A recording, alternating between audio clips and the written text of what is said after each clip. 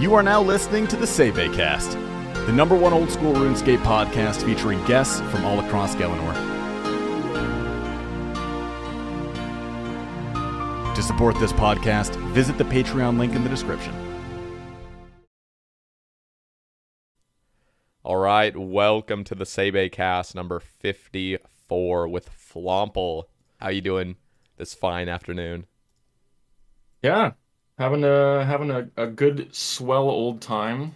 I've got my mom here with me. She's excited as well. 16 years of RuneScape has led me to this moment.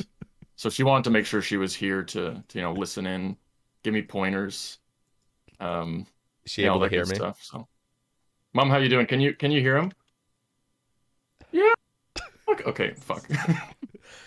Anyway, my mom's not here. Nope. It is a pleasure to have you on. I think we talked back in September of getting you on, and then I was like, oh yeah, probably like October, November, and then that filled up, and then we're like, okay, I have to get you on before the new year, or else it's just, So it's really cool. Was it September? I feel like I didn't know who you were until last week. No, I'm pretty sure it was September when we first were in communications. Yeah.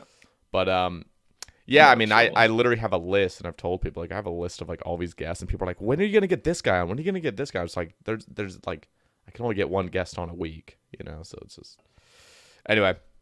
Absolutely. I'm excited to talk. Pleasure. Yeah, no, pleasure to be on. Thank you so much. I know you have like a million other people, and hopefully they get on as well, because I'm excited. I don't know about you. I'm stoked. I'm always stoked for these. And honestly, I've never talked to you. I've been watching your streams for about a year now. I think I met you back in... I think I first watched your stream in like March or... I want to say it was March or February. And you were streaming, like, you were doing a duo stream with Tasty, I feel like, at TOB, I want to say. It's like the memory's so foggy, but I think that's what it was. Mm-hmm. I don't know who Tasty is, by the way. Can you Tasty Life? Sorry, Tasty Life. Oh yeah, okay, Tasty good. Life. Yeah, not Seven Nasty. Wasn't sure. Tasty Life. I probably got to change his episode thumbnail for the Sae Bae Cast. Now that I think about it. You know what? That's no. He can do it. Make him send you. He can break into my YouTube account to change it. What a jerk, changing his username like 6 times. I was about to change because it was Tasty OSRS, and then it turned to Seven Nasty, and I literally DM'd him. I was like, hey, do you want me to change this to Seven Nasty? He's like, nah, it's fine. But so I'll probably just keep it as Tasty OSRS. Anyway. See, when I first met him like 2, maybe 3 years ago, I don't know, time flies when you're in the middle of a pandemic. It really does. He was Tasty Life. That was his username. So wait. So you knew him before? Yeah, so I brought him on his like first raids ever. And he was good. I mean, he was, he's got some skill, but he's genuinely played RuneScape, I think, like 3, maybe 4 years. He could tell you, but anyways, yeah. So I knew him. I would sit in Discord, just him and I, doing some raids. We did like 500 duo chambers, just the two of us. Him, you, and your mom, right? Well, of course. I mean, that goes without saying. Yeah. Okay. She's here, yeah. So we would just do some raids, and we'd, I'd message him. I'd be like, dude, are you coming on RuneScape? Like, come on, I gotta get my daily dopamine. And he's like, sorry, I'm just at the gym, like lifting heavy things and putting them back down. I was like, no worries. Then you'd get home and we'd play RuneScape for like, 27 hours a day. And then I actually got my main Iron Man, Flomple, how it's spelled in my Twitch and whatever. I got a TiVo, just duo with him, a 2+1. Wow. And that was his first TiVo, and he was more excited than I was. So and it was your name. Was it your first TiVo? It was in my name. Yeah. No, like it was the first one ever in my name, but I'd done a lot of raids where I'd gotten like a nice, thick, girthy split. So yeah, so you're actually kind of a beast at RuneScape. I was kind of stalking your account, and I knew you were already like a high-level Iron Man. In fact, I thought you were maxed, but it doesn't appear. I should be maxed. Yeah. Like 6 months ago, I set the goal to max by Christmas, and I looked yesterday, and I've got there's EHP, and then there's FHP, which is Flomple hours played, because I am absolutely not 3-tick granite sweating like elbow grease and all that shit. Like, no, there's no way. So it's Flomple hours played, and I'm 269 hours away. And I showed that on stream yesterday, and the chat said nice. So yeah, so I mean, just been like gotten so distracted from the Iron Man. It should be maxed, but yeah, so you've been playing a group Iron Man lately. Yeah, so I've had like the life cycle of RuneScape accounts, right? So I had my main, played the main for, so I started like old school, about a year after it came out. I played RuneScape 2 from 2005 until EOC. And then there was that like maybe 1 or 2 year gap there. Played a little bit of Call of Duty, whatever. Yeah. And then I actually saw a SparkMac live stream of him playing old school, and I was like, this looks fun as fuck. Like, I got to get back on this. Yeah. So that's when I made a main, and I plopped it down at Nightmare Zone with full Guthans, and it would 6 hour every night. And then I would set my alarm to like wake up after the 6 hours and throw it back in, and then I'd sleep another 6 hours, and then you'd wake up and you've gotten like, you know, 1,000,000 XP. So I basically got max combat on that within 2 months. You know, I fucking hated that, by the way. It was broken as hell, but like couldn't help myself. Really. Yeah, no, nobody could help them. I mean, I could help myself, but everyone else couldn't. Yeah. I made one of those accounts, like a boosting account. You know how like you couldn't choose your bosses for Nightmare Zone back then? You actually you had to use those bots. Like there was like bots standing around. So and shit. I didn't know they were bots. I guess I probably you're like trying to have a conversation. I made an account. Yeah, I made an account and I did the 5 quests that were like efficient for that. Yeah. And then people would pay you 20K to like host their dream and then leave. And I swear to God, you were making 5 mil cash an hour every hour. And people knew that I wasn't a bot, so they'd come to me. So that was my alt to make a bunch of money. And then my main was just like, you know, doing Slayer or whatever it was. But then eventually, oh shit, there's a crystal impling. You want it? Or am I getting it? You know what? It's all yours. All yours this time. Second one, though, that's mine. All right, let me grab my hunter potion, because I'm 78. Yeah, that's all you, bro. You deserve it. You need People it. who are listening to this right now are confused. I'm standing beside... Oh, yeah, listening, yeah, but they can see it on my end. I'm just staring at it. I'm standing beside the man, the myth, the legend himself while he runs back and forth. Yeah. I'm just mixing some potions. Let me see. Give me some Ranners. 2 get? dragon daggers. Oh, my God. I'm telling my mom. Mom! Let's fucking go. We did it. Okay, never mind. Yeah, I'm totally lost now. But yeah, I made an Iron Man after I was, you know, like Iron Man comes out and you're like, like a month in, it's too late. Like, I don't want to make one now. Like, I've missed the boat on it. It was like a year later. I was like, yeah, I'm gonna make one. Made an Iron Man, played it for a year or so, and then Chambers came out, and I was like, all right, let's give these Chambers a shot. Day 1, Chambers. I went in with a rune crossbow and broad bolts, and that was my range setup, and my melee setup, and my mage setup. No one knew what the hell they were doing, right? So you go in as like a 100-man raid, and then by the time you get to Ice Demon, you're down to 20 people. Everyone's leaving. People were making a Congo line, like lining up to put their kindling in the friggin'... Oh, it was hilarious. Anyways, we finished that raid after 6 hours. Jesus Christ. And you probably had negative points. Oh yeah, absolutely. Like, we got nothing. But so you probably got so like that Iron Man, I enjoyed. Yeah, I enjoyed trying raids on that. Yeah. But I didn't want to put in the effort to get a Dragon Warhammer. I didn't want to put in the effort to get my Herblore up. Like, it was a very much like basic Iron Man. Like, I was not gaming at all. Had no God Wars items. Had a little bit of Zulrah done. So that account I ended up turning into an alt. And I did raids on my main, and the raids on my main, I got like 1200 KC, got the pet, got the dust for that, and like had every item in the game. And I was like, this is boring as hell. So I'm gonna max this account now. So when I was maxing my main, which is like 2100 total, still 4 years later, when I was maxing that, I was like, oh, I'll make a little hardcore Iron Man to like play on the side, and that quickly became my like main focus. Okay. And that's Flomple. I died at Calfight Soldiers, while playing Call of Duty. I forgot to drink an anti-poison and looked away for 2 minutes and died. God damn it. But the thing is, I didn't care. I was making that account to be an Iron Man. I was like, might as well go hardcore for now. It was like 1750 total. Like, it was somewhat respectable on the level side of things, but maybe not like PVM items. And I have a rule with all my hardcores is if I get a wilderness clue step, I do it. Fuck yeah. I don't drop it. Yeah, so like that account, I had done a bunch of clues. I went to the Lava Dragon Island to go do that elite clue step there, and a team logged in on me, and I ran, closed the gate, and made it away, and that was a peak moment in my career. Yeah, that for sounds sure. pretty badass. And then died to a Cal fight, so I mean. Yeah. Yeah, I mean. So that account was now Flomple. That's a pretty similar story. Like I made a hardcore, but dying was actually just like the best thing to ever happen. Oh, it's liberating. Yeah. I was like, I had saved all of my bones, knowing that I was gonna die, and just go to the Chaos Altar with them. Like I was like, I'll die eventually. I don't want to use them now. Like get half and takes twice as long at the Ecto fuck test or whatever it's called.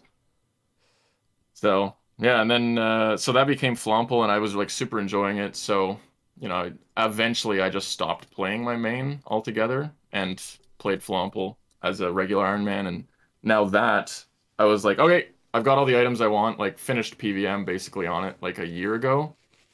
Minus Corp and Nightmare, but I'll get to that. But yeah. And now the combat achievements. Playing that one, yeah, fuck, whatever. They're stupid. Playing on that one, I was like, okay, cool. Let's make a little hardcore Iron Man Tob like rush account because that would be fun as heck. Yeah. So I spent about 20 hours, maybe 30 hours working on that account as a hardcore to get it a couple of quests done. I got it a rune scimitar, basic stuff like that, and then straight to sand crabs until like it had stats for Tob. So, I mean, once I had 60 attack, I went and got the D Sim. Once I had 65 and 65, I went and got the D Defender. But I literally was chopping crabs without gloves because I had done 0 quests and had 1 crafting. Damn. That account, there's a clip floating around out there of me on that account, the hardcore, named Chongle. Has like 90 strength, 80 attack, like 80 range, whatever. I was sitting... Chongle. Yeah. Chongle. Okay. Yeah, great name. I'm sitting in a hot tub or an inflatable kiddie pool, if you will, in my parents' backyard, doing hardcore Iron Man Tob in a tub, and I got the fucking little Zik pet on like 13 KC on that account. Damn, it's still alive. It still has the pet.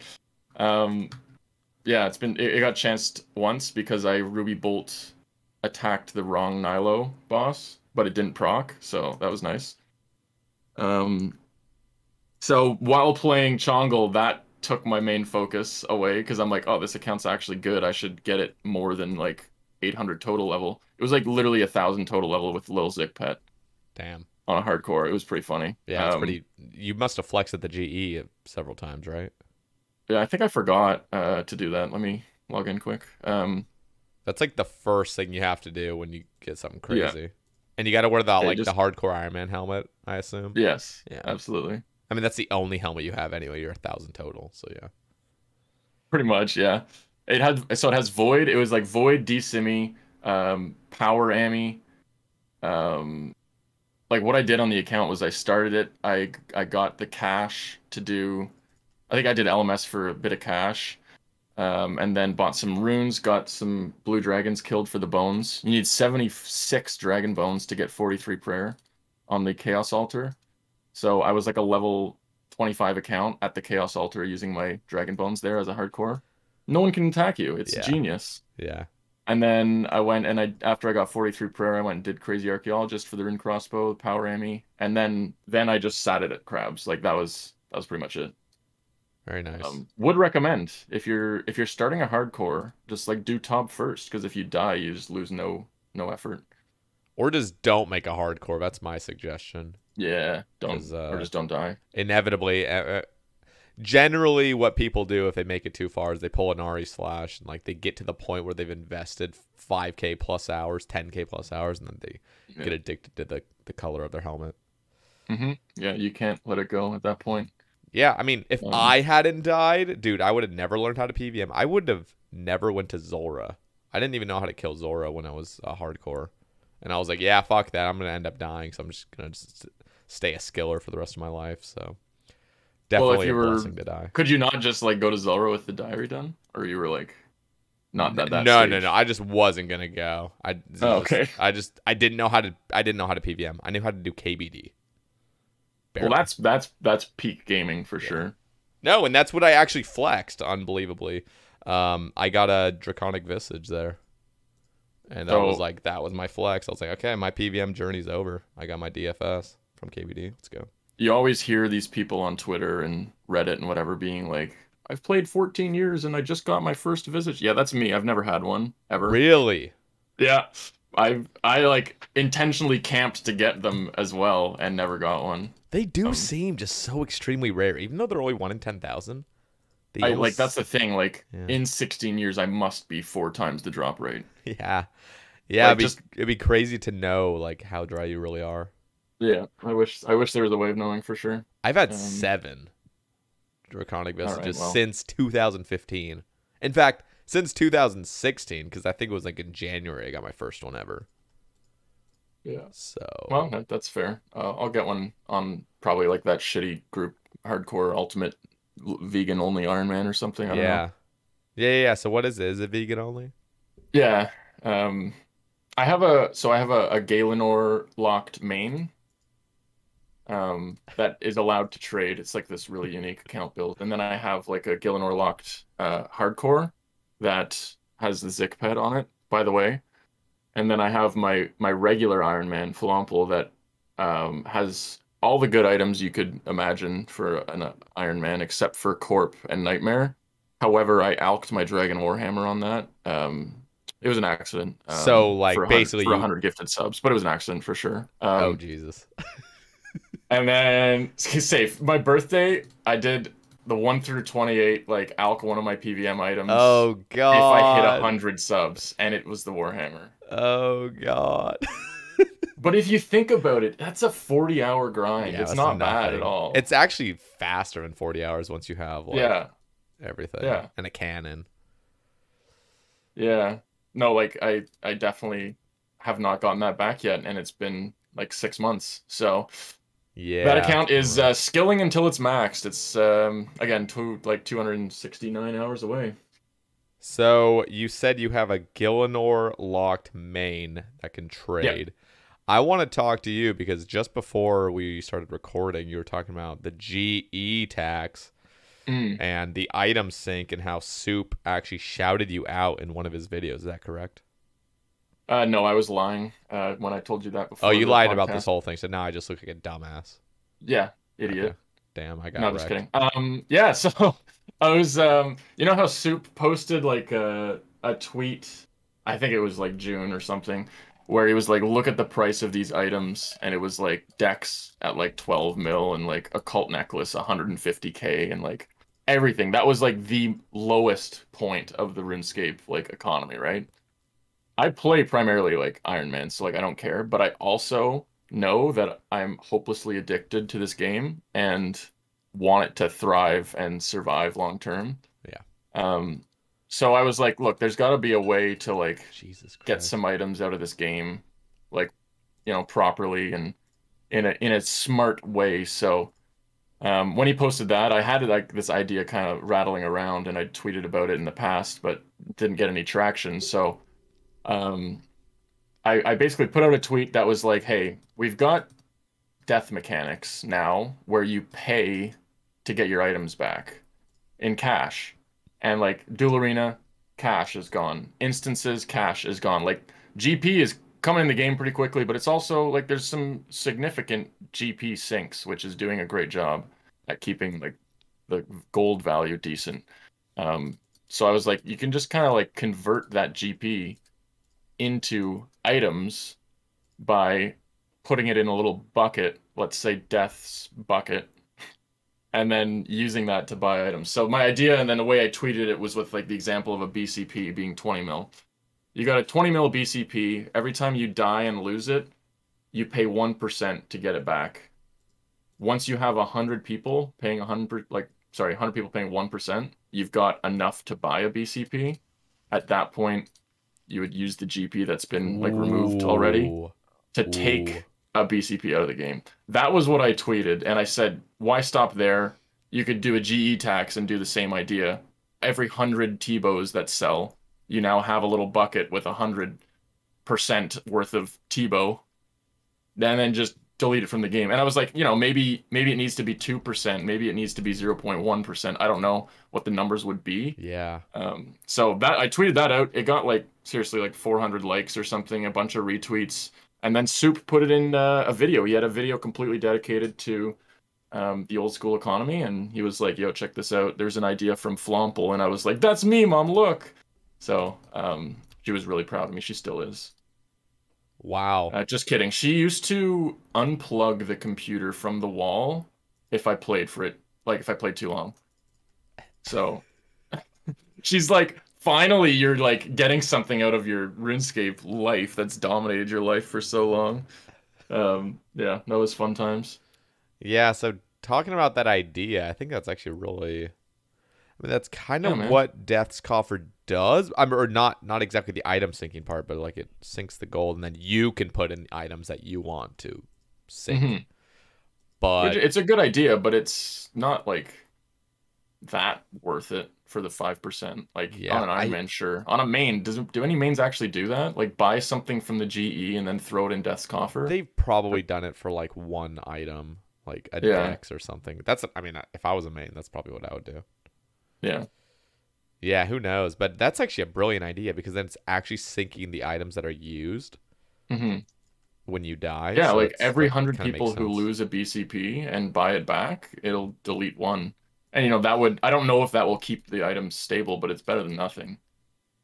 I like that they're adding Torva, and like I'm glad there's something like Torva, because it's time, but it's good that they're using Attachmentscape, which not a big fan of, but in this case it works pretty well, I think. I'm a pretty big fan of Attachmentscape. I think if it's done well, it makes a lot of sense, and it keeps some content replayable. So before the like item sync for like Dragon Warhammer and like everything like that they're doing with the GE, like they're targeting specific items.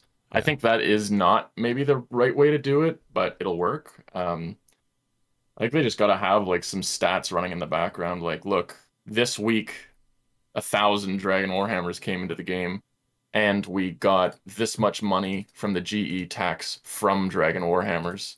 We're going to take all that and buy 100 and delete them. I don't know, something like to help. But the idea before they actually put that in was that an attachment for a Dragon Warhammer from like a new raid or something like that turns it into the Dragon Mall. You seen the guys in that Nightmare place? Yeah. They're walking around with them all. It looks pretty cool. Yeah, it does. So my idea was kind of like, I hate the RNG behind a Dragon Warhammer. You're doing a solo raid and you just hit 0 every time. Yeah. And you're just kind of like locked behind being able to hit that Warhammer, or like Corpse. Sometimes you just, to get that first Warhammer spec on, it's like 15 tries. So annoying. So what if they had like a mall like attachment where you put like a handle on a Dragon Warhammer? You now have like 20k charges on your Dragon Warhammer, and then it syncs both. But the spec now is a guarantee that you hit 1 damage, but 1 damage only. You can't hit a 73. You can't hit a 69. I don't know why those two numbers came to mind, but so DPS wise, maybe it's better in some places to just use a Dragon Warhammer. Yeah. And have the potential to hit a 70, which speeds up a kill. Yep. Whereas in other places, if you have to hit that Warhammer to be efficient, you would just use them all. Maybe it's a 55% spec. I like. You're guaranteed the one. I don't know. That was an idea, and I have no idea if it's a good idea. You'd have to like look at the numbers, maybe do a test run, play with it a little bit. No, I love suggestions like that. There was that prayer that was going to come from TOB. It was like in ideation called Judgment.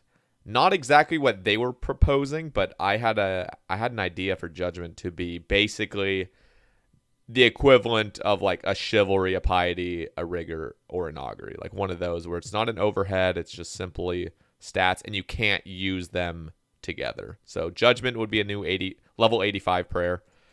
And what I wanted it to be is simply just accuracy. So whenever you activate it, who knows what the number would be to make it fair, but I was thinking 50% accuracy on every style.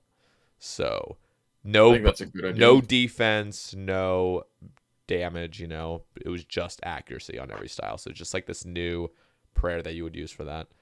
What about negative defense or like negative, like Nah, increased damage against you? I don't know. I don't think it should ever, because it's not going to be the prayer you ever camp. It'll No, for exclusively sure. be used for like last hits, potentially. I'm assuming. I don't know. Maybe like I would think if you're on your last hit. I mean, here's the thing about that prayer with magic. It doesn't have to be magic. I'm already thinking like, okay, maybe that's a bit too OP because augury has that, but at least melee accuracy 50% would be good. Yeah, I think it's fair with melee and range. I think just with like freezing spells, if you're like yeah, guaranteed that pretty much to catch a freeze, that's kind of broken. that's But true. That might be a little bit OP, but it is just meant to be an accuracy prayer, and it would never be camped. It would just be for those like Dragon Warhammer specs or like the finishing touches of a boss, basically. So I love it.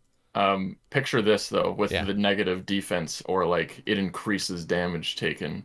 Say you're running into the Corp layer as like a hardcore, going to spec it down. Yeah.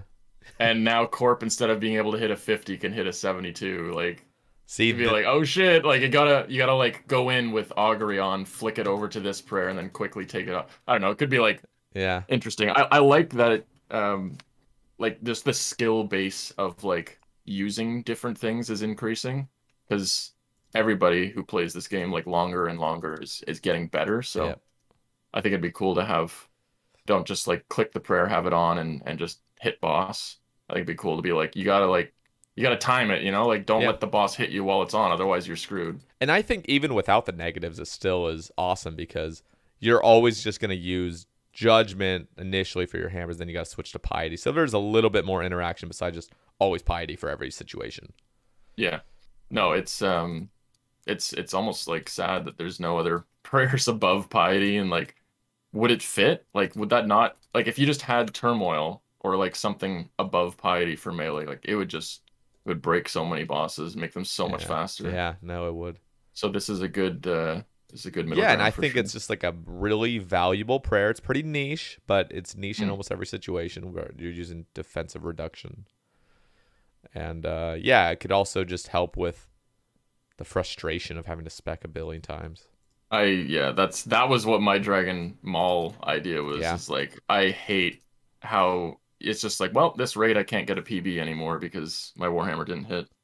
There was kind of an idea similar to that. I don't know where it was coming from, whether it was like an item. I think somebody may have mentioned it was like going to be an Elder Maul new spec to buff the Elder Maul. The Elder Maul would have a defensive reducing special attack. Yeah. But what it would do is it would like guarantee the effects of a Dragon Warhammer spec, but it doesn't do any damage and it smites you, but it guarantees it. So it's just like something where it's like as soon as you activate it, it guarantees it. And it doesn't have to be 0 damage, but that was something to kind of make it a little bit more balanced, I guess. Yeah. But Well, that's what I was saying with like the Dragon Maul. It's just like you can only hit one, but it's guaranteed to yeah, hit one. I think that's cool. I even think definitely Elder Maul is like such a cool item, and it's literally the same rarity as a T-bow, which is a bill, and the Elder Maul is gone as low as like 7 mil or it's something. so bad. It's gotta be buffed, and I know it's like hard to buff something, 5 years after it's been out, but Yeah. I think the other problem is like this game is kind of held back by PKing. Like, It is. hey, I like PKing. I think it's fun. I think it's actually got pretty good potential to be like esports kind of. Yep. I know there's a ton of RNG, but you see all the skilled PKers, and it's like, man, that's like, it's impressive, like what you can do with this children's medieval simulated clicking game. But yeah, like I feel like we're held back. Like if you buff the Elder Maul, it's just broken for PKing. Yep. If you do stuff like that, like that's why the T-bow is like based on magic level, and it has to have that like weird underlying effect. Otherwise, it's just broken. Yep. No, you're 100% right. The fact that you have to balance both PVM and PKing, which is never working out. I think there was like some quote saying, I don't know if it was like a World of Warcraft quote or some random shit that was saying like if you try to balance both, I think Alex Sween made a little tweet on it. He was talking about like how if you try to like balance PVM and PvP, like PvP will always die basically, or something like that. Like it has to be like a PvP exclusive game basically for it to thrive ever. Like it's too hard to balance both. And I honestly, like LMS as like a PvP game. Like it's good. If there were no bots, it's good. Yeah, If it's there was fine. like a matchmaking method where, you put all people with certain elo into Yeah, like one that's what game, I want, not my the gosh, fucking elo where it there's so just much goes up when you. potential. Yeah, I know. Yeah, there's so much potential for it to be like a really good game and a really good mini game and um just make PKing like almost like exclusive to LMS. Like if you want to go PKing, you go to LMS, but it doesn't really work, yeah. I'm still Um fine with the wilderness being a thing, and I think the changes they've made, like PK skull prevention, I know a lot of people don't like it, but a lot of people love it. I think it was yeah. a really healthy update for the wilderness, and we'll have to see in the months coming, potentially the next year, to People kind of see the effect. people don't go in the wilderness because they're worried they're gonna get skull tricked. So, and I know that because I have a friend who's on my group Iron Man named Get Some Cookie, and he is Shout out, get the some most cookie. the most adorable cute noob that you will ever meet. I was getting ecumenical keys yesterday with him. He rolled up a couple minutes later, and he died to a one of those Armadil avian sea things. Yeah. Getting his ecumenical key because he brought no food to the wilderness because he was worried he was going to lose it. Like that's how cute of a noob he is. I was like, "What are you doing, man?" I grabbed the screenshot and I posted it in my Discord in the wall of shame. So he's immortalized in there. I'm like he hasn't played RuneScape for too long, right? Yeah. So he's terrified of the wilderness. He will go in the wilderness if he knows he can't get skulled and lose his items. But before that, he was like, "I'm not touching it. I'm gonna like accidentally skull. I'm gonna lose my shit." And I'm using him as an example. But there's more cookies out there, right? There's more of them out there that like this will put more people in the wilderness for PKers to snack on, right? So it's good for PKers. They just don't like it because they can't get the big loots anymore. Yeah. Yeah, that's kind of the argument that Dino was bringing up, like the fact that there's no chance whatsoever of them sculling. Yeah. Makes it. And I understand that, but at the same time, for balance sake and not just to benefit, the aggressor too heavily, like I think it's perfectly balanced. Okay, And but what about yeah, go for it. Countering and kind of making another. I know rev caves have changed like 17 times in the past week, it seems like, but what if you go into rev caves and it skulls you, and you have to be skulled to kill revs? That's just the one spot in the wilderness where you got to be skulled. Like I think maybe there's a new rev caves or like a deeper version of the rev caves, something like that. But like now, like people go kill revs and they just won't get anything because they're not sculling. They're not going to get skull tricked. I mean, that's kind of how it already. I mean, not fully works, but if you're hunting the items, you definitely want to skull up for sure. I and you see like all the Behe clips of people smiting a crossbow and stuff like that. But yeah. I don't know. I think it could be interesting. Again, when I say ideas like that, like they've either just come to my brain and I don't think them through, or no, I just say it so that other people can think it through for me. And I think be like, the that's best a ridiculously thing stupid is idea. to And I'm share. like, okay, cool, no worries. Yeah, I think it's a healthy thing to share those ideas, and then they get.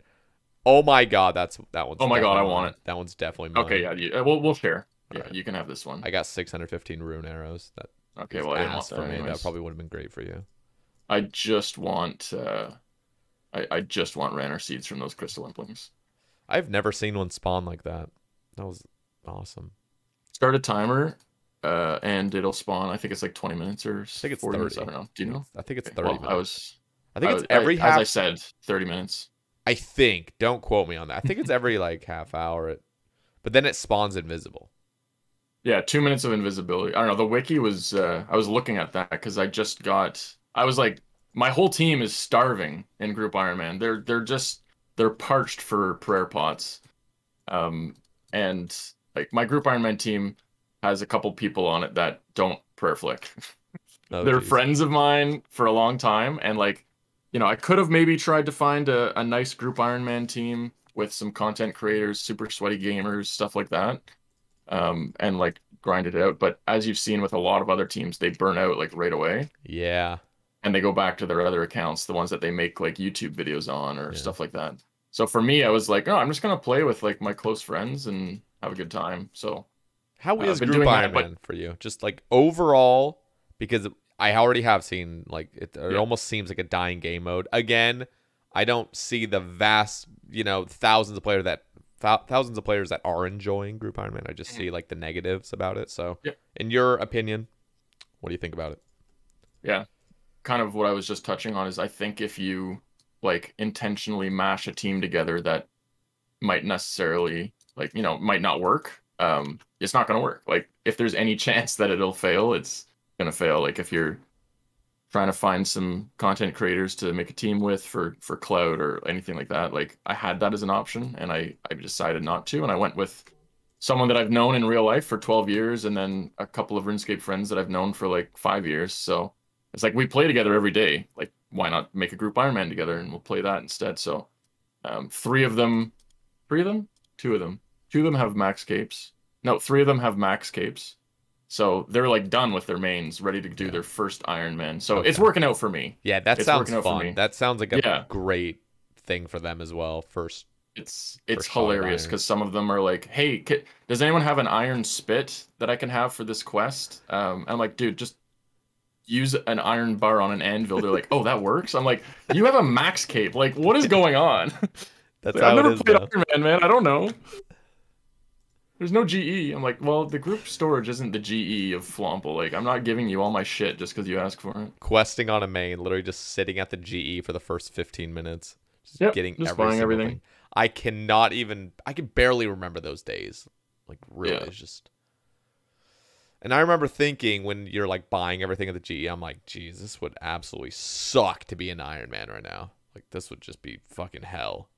So I think that's why Iron Man complain about bank space is because you're afraid to drop something that you Yeah. might need in the future and you don't know if you need it yet. Until you get like full quest completion, I never dropped a single thing. Yeah. Like even my account is at 820 slots right now. Like it's packed.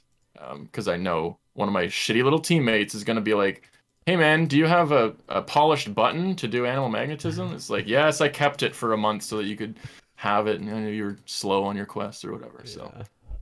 it's the way she goes. I'm so glad they finally introduced new bank space. I thought we were gonna be capped forever. I also Yeah. chucked all of my seed vault seeds into my bank so I don't have to deal with that shitty ass interface that's like the chambers chests, It's like you don't click it right on the like exact tick, it doesn't register. Yeah, I'm so used to with the chambers chests. You just right click withdraw, Yeah, you like have one, to. 1, 5, 10, whatever. Like I just zoom through and I'm just like boom, boom, boom, boom, boom, take everything out. Like it's just muscle memory for the chambers chest. But Yeah, I see a lot of yeah, gamers doing that.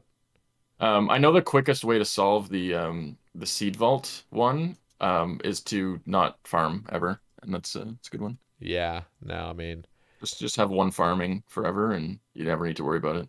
one of the tips to having all your seeds in your own bank is like farming just becomes more convenient. I was never in the mood to do farming once the seed vault came out because I had to Yeah. go to the farming guild to go look at my seeds. I'm like, oh my god. Yeah. So that's a funny story. On my main Iron Man Flomple, I did not do herb runs until I had 99 farming. Wow. What was your Because herb lore at the time? I mean, you get herbs through Slayer and Yeah, stuff, and so it was raids. still okay. Yeah. I actually did like I want to say maybe 300 raids on Flomple as an Iron Man and a hardcore. I think I was like 200 KC as a hardcore. I had an Elder Maul and like 4 arcane prayer scrolls. It was fantastic. Um, Elder Maul was my best in slot item, DPS wise, better than a D-Simi. So I would sit on the melee hand. I wouldn't bring mage gear because I had an Ivan's Blast, and I'd just be hitting it with the Elder Maul, and it would never cripple, and I'd get 20k points in a raid. And it was like we would do like 2+2 raids, and I would survive with my level 65 Herblore brews that heal 11 each, because I'd have 20 brews, like 5 restores, and that was it. Like I had no switches. It was hilarious. So from that, it just like shits out dwarf weeds, irits, ranners, and then through that I got my Herblore up passively. I actually ran the calculations on it. I like making spreadsheets and like, figuring out the numbers for myself. Yeah. So for raids, if you get like 20k points in a raid, the average like herblore XP per raid is like 7,500, and that's Jeez. including cleaning the herbs and then making like the potions that you would actually make with it, Yeah. rather than like making. No, Anyways, it's pretty insane how many herbs you get, and from TOB too. yeah. So think of, you do 500 raids on Iron Man, like that's And you're 4 saying million 20K herblore points. XP. You're not even saying like 33K or whatever. Exactly. Yeah. If you're doing solos, like you're getting It's a like lot of points. 10K at least. But yeah, I was saying like I got 99 farming before I started doing herb runs. Because like I had enough herbs, like I was just doing like whatever, playing the game backwards a little bit, if you will. And then now that I had 99 farming, I was like, cool. Just tell you to the farming guild, grab your seeds, and like start in the farming guild, and then do your herb run and whatever. And Yeah. from that, I mean, now I'm 99 herb lore on it Beast. with like another 5 mil banked herbs that I'll never gonna touch. Very cool. Yeah, you gotta get max, dude. Max cape is So like yesterday, I got like 350k agility XP running laps on Artie, but it was 30k XP an hour average. And I didn't pause my XP tracker when I like went to the washroom or walked my dog or like anything like that. But it's like, you just chip away at it a little bit. I'll be done in like 6 months, but it's 250 hours all, like yeah. I could just like not play group Iron Man for like maybe 2 months and I'd have it done. Yeah. But anyways, whatever's the most fun is what I play. So I definitely was. Yeah, go for it. So are you gonna hop to your main iron when Nex and Raids 3 come out? Yeah, for sure. Do you think you're gonna camp it for like item completion, or are you just not really into it like that much? Like you said, you haven't even touched Corp or Nightmare, so. Yeah, so Corp I didn't want to touch until I had Inquisitors, because it just speeds it up a little bit. Smart. Like I got like BGS, I kind of got a bit later than most things. So that was when like Corp was unlocked. I went and I did like 50 KC to put myself on the high scores, and then I was like, look, like this is fun and I'm excited to do this, but I think I want to like get a max cape, maybe do a little bit of Nightmare and Corp like simultaneously, maybe get Inquisitors to help speed it up, whatever. That's what I was kind of doing. So yeah, when Next comes out, I'll be doing it on the Iron Man. Depending how much I enjoy it, like if I'm addicted to Next, like, I'll be there for months potentially. That's where it all comes down. Like I'm really wanting to play Leagues 3, but if Nex is amazing, then I'll just skip Leagues 3. But I don't know, man. I'm getting a lot of those vibes of like Nightmare release, where it's just a massive piece of content and things just take forever, and I just get really bored of it. So we'll see in 2 weeks how I'm feeling. Or like 2 weeks after release, I should say. When you play Leagues, we're on the third one now. When you've played those like temporary game modes, do you? I haven't played. I have not. I've never played a League. I've only watched it. Well, I can tell you that they are very fun. But they kind of have like a life cycle. Like you finish what you're doing because there's 10 times or 38 billion times XP rates, and then you're like, okay, I'm done. Like, what else do I need here? 2 months, it was too long. So I played Trailblazers for, I think it was 3 weeks. And I literally had like every single item that I could get in my areas. Yeah. At least the ones that I wanted. And then I was like, cool, I'm done. Like, I had fun, and now I'll just go back to my other stuff. But I played Leagues on my main, and then like on the side would be like, grinding a little bit on the Iron Man, like fishing or like whatever. Yeah. I'm maxing. That's what I've fallen into. That's the issue with me is I was touching on it earlier. We kind of got off topic from it, but I had a main and I made the Iron Man to play on the side while maxing the main, and then I got addicted to the Iron Man, so the main like is gone. And then on that Iron Man, I was maxing and I made a hardcore to play on the side, and that hardcore is like it took over a little bit, and then Group Iron Man came out. Now I'm only playing Group Iron Man, and the Iron Man's like on the side, like doing 300k agility XP a day when I could probably get like 900k if I went to Sepulchre for 8 hours. Yeah. Wait, that math didn't add up, but you know what I mean. Yeah. So I don't know. Like when Leagues comes out, I'll play that on one of my accounts, and then I don't know. Like I'll probably just put the Group Iron Man in the storage for a month, 2 weeks. I don't know how long. How would your teammates feel about that? And how would you feel about when your teammates doing that when you are loving the Group Iron Man? Like We How do how does have. that team chemistry work? I just want to know. We had so initially we had someone on our team, like great friend of mine. I've really enjoyed playing with him. Ryan, or Made in UK, it was his name. He's like a mod in my chat. I've been friends with him for 5 years again. Like really, when I downloaded Discord to join a like a Discord server, and he was like the mod there. Like he's been around for a long time.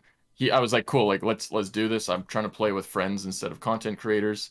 And he was playing a bit, and then he didn't play for a few weeks. And those crucial first few weeks when Group Ironman came out, I was like, I really like want to get more teammates. So then we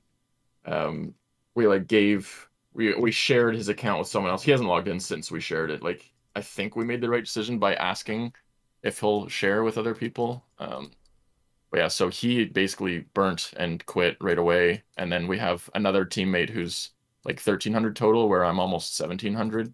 Like it's a huge gap. And he logs in, and the first thing he messages is, "Hey, does anyone have any prayer pots, or does anyone have this?" I'm like, "Play your fucking account, and you'll have them." Like, anyways, like it's fine. You just kind of accept it as a 5-man team. If you have 3 playing, like don't complain, I guess. Yeah. It's definitely too bad, but I think what'll happen with Group Iron is like if you can get to that 1,800 total level, and all the accounts have stuff in the bank like supplies, you've got some gear, and you can just log in, do a couple hours of raids, and log out. Like that's when Group Iron would be fun. It's not fun for some people when you have to redo every single quest. You have to redo all the freaking Korend favors. Yep. You have to that's why people quit pretty quickly. They're like, man, what I do don't you want to do think? this again. What do you think about? Okay, so recently, Lake, Pug, and Zandy and Coxie got their team. I'm not going to go into it, but they have disbanded. They've lost all their lives. So originally, like with the original hardcore mode, people would just fucking reset. Like, all right, we're doing it again. But now you have this group dynamic to it where people don't reset. So is this a dying game mode for like streamers, or do you think we haven't really seen the streamers like remake in half a year from now? Let's just say like so like now I'm just imagining Lake and Pug and now do their own adventure with the group. I'm like I don't know if you think that's going to be a possibility, or if Group Iron Man's just destined to just die. What do you think? I think it'll be kind of like hardcore, where you might play a hardcore, it dies, you take 6 months or maybe a year off, and then you get that itch to play again. I think that's a very real possibility, where you could have some people that just like decide that they want to like jump back in with maybe a new team. And like I think setting a goal is like a big part. So my plan for Group Iron, and you said like, how does that communication with Group Iron work? My goal, it came out on the Wednesday, I believe. My goal was to have been killing Corp by the Saturday. And I had made like a checklist, like a plan, strategy for like me and a couple teammates. Like, this is what we're going to do, and we'll get there. And then by the time we got there, like we started playing, they're like, no, like I just want to get Barrow's gloves first. I'm like, that's like a 2-week thing. If like the amount you're playing, like, come on, like, let's go. I want to kill like Corp. I want to be like on a level 80 account, killing Corp within 4 days. Like that's super fun to me. Like, so I had a bunch of teammates that they weren't necessarily interested in that. And that would be like fun. Imagine you had a Group Iron team where it's like, okay, look, let's play this for a month and let's try and see how far let's see if we can get 5 Infernal Capes on our 5 accounts within a month. Like that's the goal. I think it's really good for like YouTube. Has anyone done, I mean, nobody in my subscription box has done anything where it's like, let's do like region locked hardcore. People are just, dude, I was just thinking, what if you did a fucking regional thing, but you each have your own region? That's exactly. You each have a fifth of the map. That's so and you're cool. Basically playing as a solo, but like the amount of strategy, can you imagine a Swamp Lake style game mode like that? Okay, that is actually genius, and I think that would actually be extremely exciting. Imagine this, like imagine there's only I'm just thinking somebody's in Karamja, and the only way to trade is through like the charter ship. Like they can't actually leave the boat. They just have to like go onto it, and then the other guy goes on the boat, but they can't actually go onto like their own islands. I don't know how that would work without like with other places, but there's like a meeting point, you know? Yeah. That would be fucking sick. Yeah. There's so many good like ideas. Like I think it's just like Group Iron Man's just prime for content. Like yeah, it really okay. is. Yeah, that idea alone. Like I wonder if there's anything else that's just super crazy cool like that. Cuz that's awesome, I think. And like every streamer or YouTuber can share like what they're doing, and then I don't know, so you get like completely different perspectives because it's all area locked, and you kind of see, you know, oh, I need this item from this area, but I can't go there, so my teammates got to get it. Damn. Yeah. No, I think it'd be really fun. And that's what I think Group Iron Man kind of like will be, is like, all right, this streamer group is going to make a team and they're going to play it until they've completed Nightmare or like something weird like that. Yeah. And then they're done or whatever. Like it'd be pretty awesome. Like I really liked Solo Missions series where he did the five people on one account trying to get an Infernal Cape. Like that's just like a good YouTube series. And then he wrapped it up and it's done. Like he's not touching it anymore because he lost all his lives. So I was thinking, okay, what about this? I know I'm just fucking thinking about all these ideas. Got the ball rolling. We got the Sae ball rolling. Imagine Group Iron Man where, let's just say it's a duo team, but it's chunk based. So the whole thing, like you can choose. So when you've completed a chunk, you can actually choose the route you want instead of having it randomized.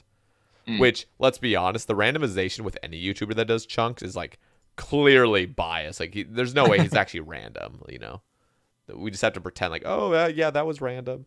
No, but real talk. Like imagine there's two accounts and their whole goal is to meet up with each other eventually, and so like you're just working your way through these chunks. It doesn't have to be extreme or anything, but just something like you got to complete one or two things every chunk to get to each other. Like you start in friggin' whatever's farthest east, Tob, and then you start over on the west in Karen. You got to make your way to each other. Yeah. Oh my god, that'd be awesome.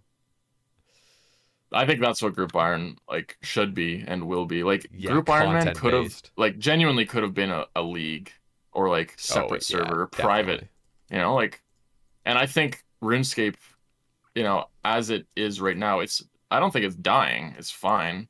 But like if it were to die out to the point where there's no more updates, they've fired all their devs, like it could easily just be you get a private server, you choose your own rules on the private server, and you know you can just host like, okay, we've got a 5-man group Iron and this is our server and we're alone on it. Like let's just have some fun. Like I think that's what RuneScape will eventually become, where it'll be around forever, but maybe not in any new updates or anything like that.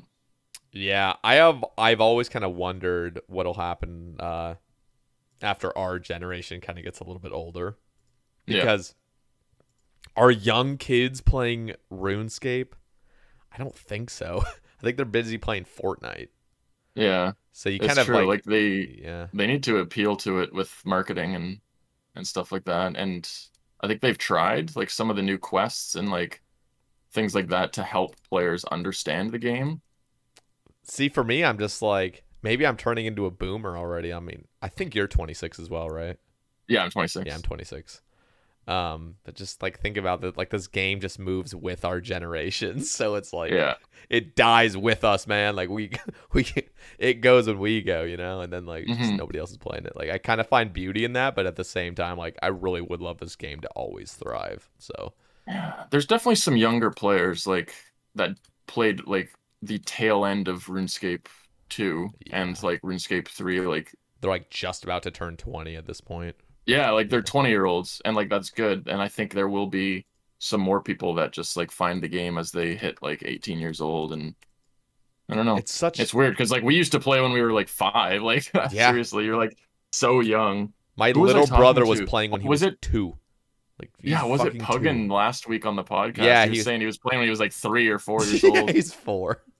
Like, how do you? I don't even know how to like walk when I was my little 3. brother was fucking 2, and he was playing, and then he discovered he must have been like 3, maybe, or potentially 4 this time. But I remember we taught him a bad word. We taught him the word ass, No And so way. he learned how to type it on the keyboard, ASS. And so I just remember like walking past the computer one time, and he's on there in his fucking underwear typing on the thing, calling everybody an ass, just like with just a bunch of S's, like A S S S. Just like, I'm like, bro, what are you doing? Like, Yeah. So No. definitely a 2-year-old was just playing, running around, calling people an ass. But yeah, I don't know. We'll see how the younger generations eventually either find this game. And the other thing I wonder is like, I wonder if maybe it takes you getting a little bit older to now enjoy this game. Because like for I think the way that we enjoy it is you gotta be older. Yeah, sure. because like for us, like I don't think we would have played this if we had Fortnite Temptations and stuff like that. But we That's just true. play this because this is like the only thing, like the first, like just fucking big open world fun. But now it definitely appeals to us. I think it appeals more to us now than it even did as kids, even though we still have that nostalgia effect. But like, Yeah. who knows? I'm sure like everyone who's played a long time thinks about it now, where it's like if I went back in time like 10 years or like 15 years, I'd be the richest player in the game. I would be maxed. Yeah. I'd be the only person who's maxed. I would be like Zezima. Zezima Wooks like, mixed. Yeah, literally. Like you would be a god if you just went back and knew how to one-tick prayer flick, and like you could tick eat PKing if someone had a range attack. Did you know that? Yep. Yeah. Yeah. Like you just can't die if you know how to tick eat. Like it's just hilarious. I remember I was a god PKer back in like 2010 because, or when was the trade limit taken off? That was 2000. It was like 2010 or 11, I right? don't know. I quit in 2007. I didn't start playing again until 2015. So. Oh, okay. Yeah, so I played through that whole time because I enjoyed like, you know, everything. Like PKing was like the main part of the game. Like that was like end game content was PKing. But when they added like PKing back and like dual arena back and trade limit was removed, all that stuff, I was there. A DH set was 10 mil. I used summoning to make a fruit bat, I believe it was called. And you use the little summoning scrolls and it would spawn papayas. And papayas were used as like a secondary ingredient for, I believe it was spec attack potions, where you sip it and it gives you 25% spec. It was ridiculously broken, but pretty fun. So I did that for money, and it was like just over $1 mil an hour. And I did it for like 100 hours, and I bought myself an AGS, which was 120 mil. So I was there in full DH, which was a 10 mil set, and I had an AGS. And I saw it in someone's YouTube video that you could sip a potion and put on your AGS, and they wouldn't be able to see that you've put your AGS on. And just spec. So I made so much goddamn money PKing in DH. Like, everyone is I just found so out about newbie. combo eating. Most people didn't know how to combo eat. Like literally most. Like a strong majority would just be like mashing they're clicking on their sharks. Dude, PKing can never be the same again. No, there's no chance. It just can't. And especially because you see the age gap. Like, everyone was fucking 12 back then. Yeah. Nobody's 12 anymore. Like, the youngest player you'll see playing this game is 19. I swear to God. Like, maybe 18. Like, but... Yeah. Like, I don't know, because I feel like... I think... Okay, we were talking about Group Iron Man. What is Group Iron? I think Group Iron Man is made for us to play with our children in 5 years.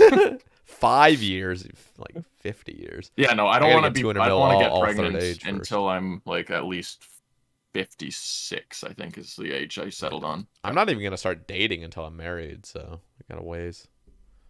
Yeah, that's smart. Actually, I didn't think of that. Yeah, I don't know what we were just talking about, but I want to get to some Twitter topics. So before we were talking about Raid Shadow Legends, actually. I will not shout them out unless there's money on the line. Sorry. Or else we'll get you just bleep that. Just bleep that part. Yeah, right there. You're good. Shout out Raid Shadow Legends for real. I was at one point sponsored. And I don't know how the hell they can pay out the money they pay out. Like, they are literally banking. Oh, they pay you. They are banking on an oil prince to get recruited. Like, you just have to bank on that, because there's no way you're making money if not. Like, if that one shot doesn't go through, it's like, I don't know. Everyone uninstalls, man. Sorry. It's that 1%, that 0.1% that pays for everybody Everything. else. Yep. Yeah. Literally. Okay. Get some cookies. Speak of the devil asks, what do you think about the current state of OSRS? Like we've kind of been talking about already. How do you feel about Next and other content being ported from RS2/3? And is there anything else you'd like to see come over from that game to here? Yeah. Current state of old school. I mean, I'm enjoying it. So it gets my stamp of approval. I'd recommend it to people to play if they like a grindy kind of game. Um, it's good. I'm really glad they put the item sync idea in because that'll preserve the economy a little bit. Even even if they've lied to us and said that they've done this thing where they're buying items and deleting them, like the items still went up, so they could have lied to us, right? So Yeah, I don't think they I remember like when poll results were like always shown and then they turned to always hidden. People were like conspiracy theorists were. I think all the conspiracies, and at least in my opinion, were debunked after warding failed. I was like, holy fuck. Okay, like this is the real deal. Like this shit actually works. Like these hidden poll results. Really wanted warding in the game. Yeah, and I was certain it would pass. And then it didn't, and I was like, okay, like clearly. And you know, the other thing, I always thought there was a conspiracy with the duel arena having. I thought that was always going to be in the game till the end of time because it's just so profitable. But no, they got rid of it. I'm like, damn, like they're actually making healthy changes to this game and like listening to the community. So yeah, I think they've gotten to the point where they realize long-term health over the game is going to make more money than just like the short-term things like the duel arena, maybe getting more players buying bonds and other forms of RuneScape gold through illegal websites. Don't buy gold, by the way. Yeah. Just make an Iron Man and you can't stake. Oh, wait, you can't stake anyways. Yeah, we're good. Okay, never mind. I really wonder how the duel arena changes have affected addicts. Yeah. Because a big portion of the community is probably was or at least currently is, I don't know, addicted to staking. So I wonder how that change has helped those people, because you occasionally see like these Reddit threads of like some guy that's like just absolutely horribly addicted to staking and he has some like thing about it. It's like, I'm quitting this game, like these games, I'm so addicted to staking, I've spent 20 grand on fucking Sand Casino. So I really wonder what these limitations have done. Either they've created another problem where they just gamble on different things because they're still addicted, or it's actually like kind of cured them. So I think there are people who are just addicted to that like rush or that thrill. And I like when I hit 18 years old in Canada, I live in fucking Canada there, bud, by the way. Jesus, fucking riding mooses and shit up here. We can go to the IRL duel arena, the real life sand casino. Yeah. And yeah, like you 18, hit 18, really? you're like, yeah, you're like super into it, super addicted. Like my friends and I would go like literally in the summer, we'd be there almost every single night, and you'd bring your $60 and just lose it immediately. So and bad. I had that like addictive personality right before the duel arena was nerfed or removed, whatever you want to call it. What was it, 3 weeks, a month ago? I on my main that I don't play and had just money collecting dust, I just chucked it and lost it all.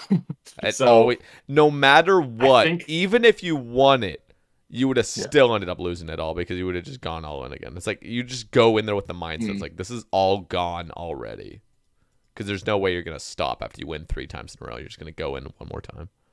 Yeah, like I've always enjoyed like that rush of staking, but it was just not healthy for me mentally. Yep. Like I'm pretty good at poker. Something that I didn't mention was like my part-time job during university was I was a magician. I would go perform magic at weddings with like playing cards. No fucking shit like way. that.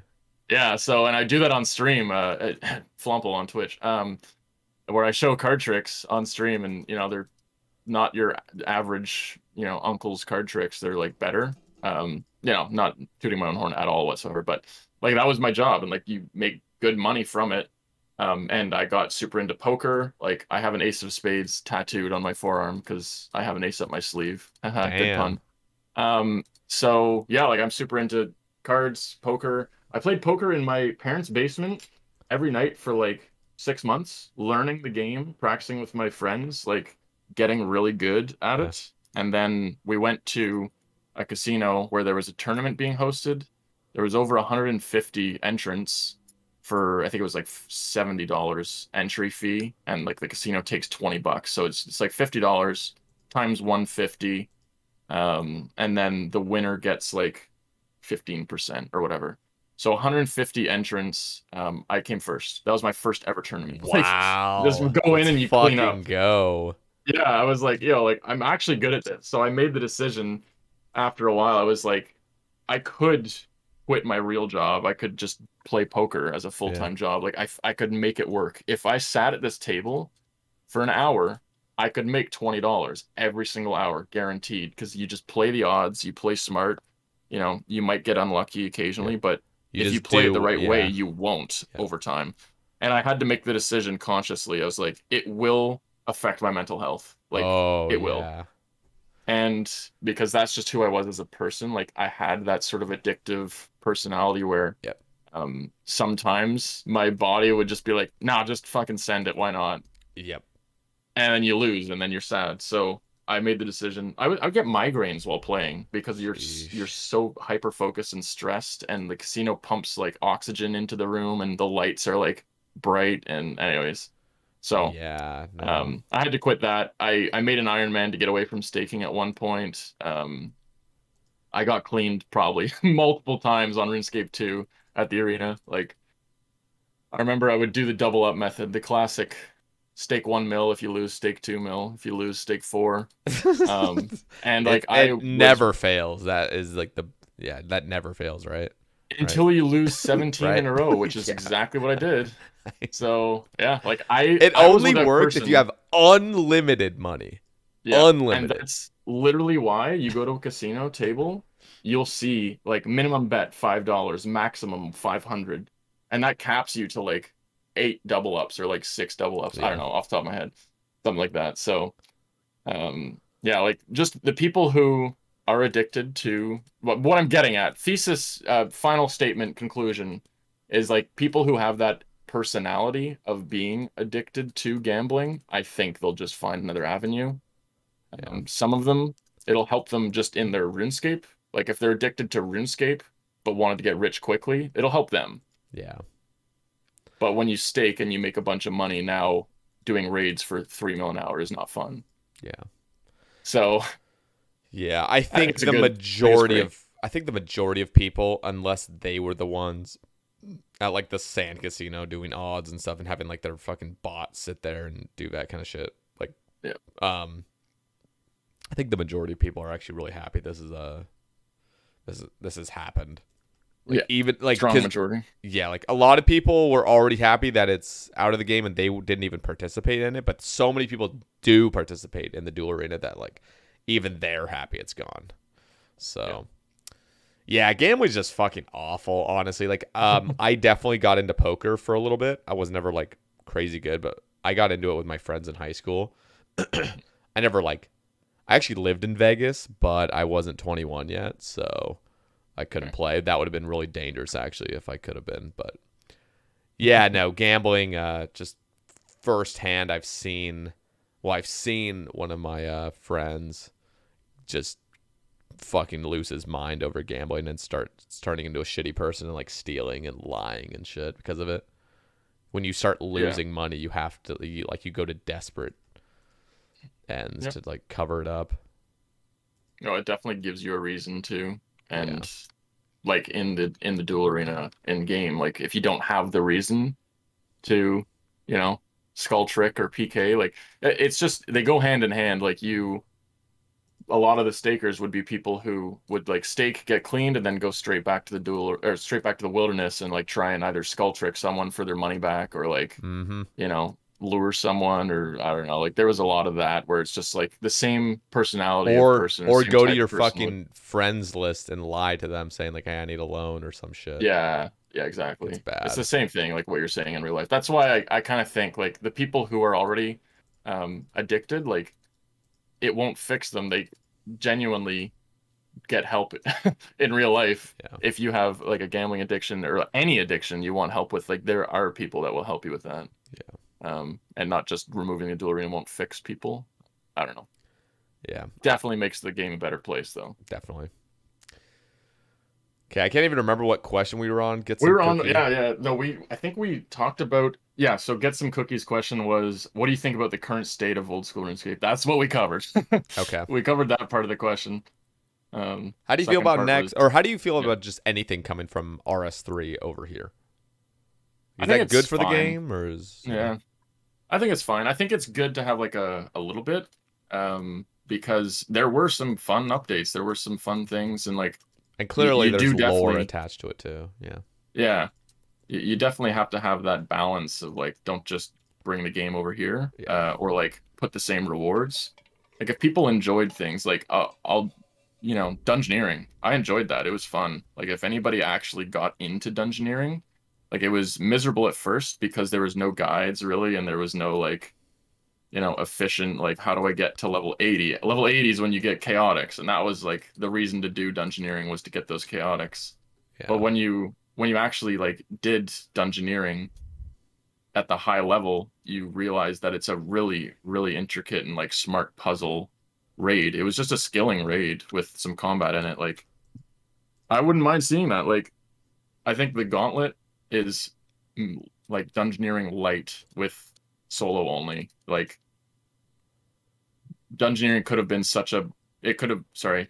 gauntlet could have been dungeoneering, or maybe they'll bring dungeoneering over. They should take the ideas from RuneScape 3. Adding Soul Wars in, like that's a mini game. Like sure, whatever. People want to play it, they can. If they don't, People then they don't have thought to. they wanted to play it. Yes, true. That's what I'm scared. I'm gonna be honest. I'm a little scared about Next being the same sort of thing, but I think Next and RS3 is still very heavily camped and enjoyed, which makes me think it won't be the same thing. But I get nervous of people's nostalgia, like them being very emotional about an update where it's like, okay, is this actually gonna be fun, or is this just your 13-year-old brain like, coming to the surface? Oh, for sure. I've watched back a couple videos of Next, but I barely remember how it works. And I think they just really need to, put some old school mechanics, maybe some new mechanics. I don't want it to be like day one and just everyone knows how That to was do Next. And nightmare. it's super Yeah, easy. that was fucking Yeah. nightmare. That's why I'm scared, but I like trust Mod Arcane. first KC nightmare. I go in and I get the kill. I don't die. I'm like, okay, that was that was great. Yeah, That was easy. silly. It was stupid. Yeah. Tob, however, that was like, what was it 2 days before someone got a completion? Yeah, yeah. When and I'm like Inferno explaining as well. Tob, yeah, Inferno.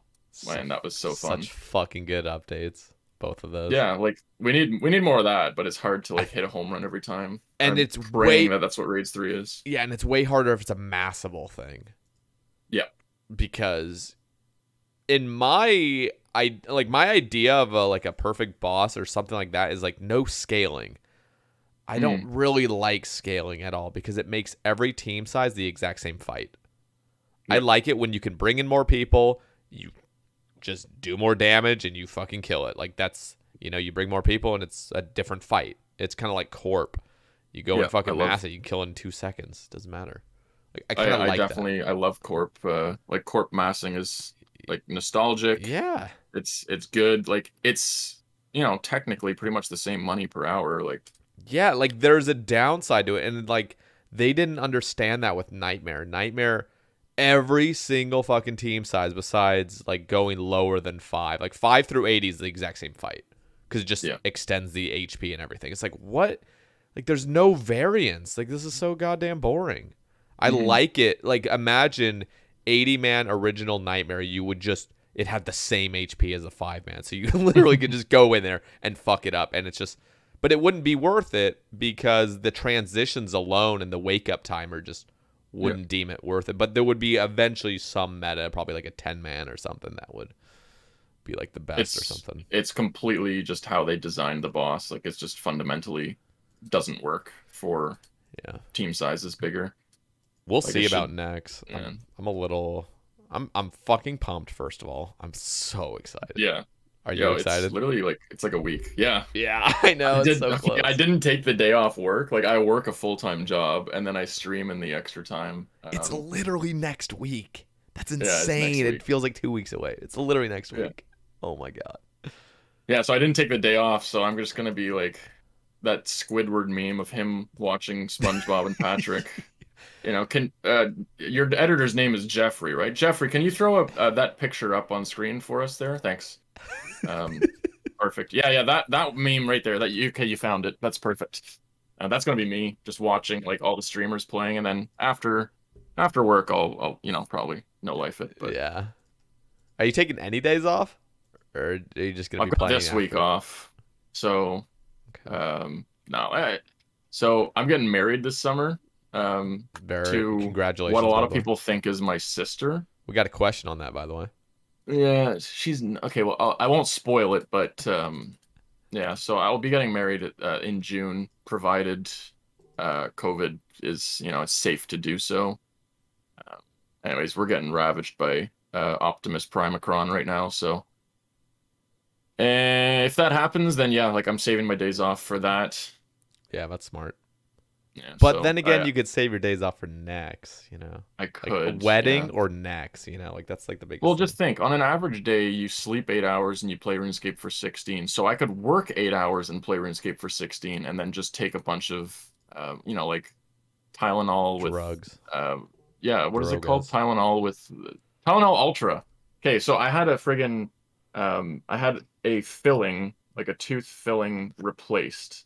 Apparently every 10 years, you kind of want to like replace the fillings. They're starting to deteriorate a little bit. Nuh-uh. Are you serious?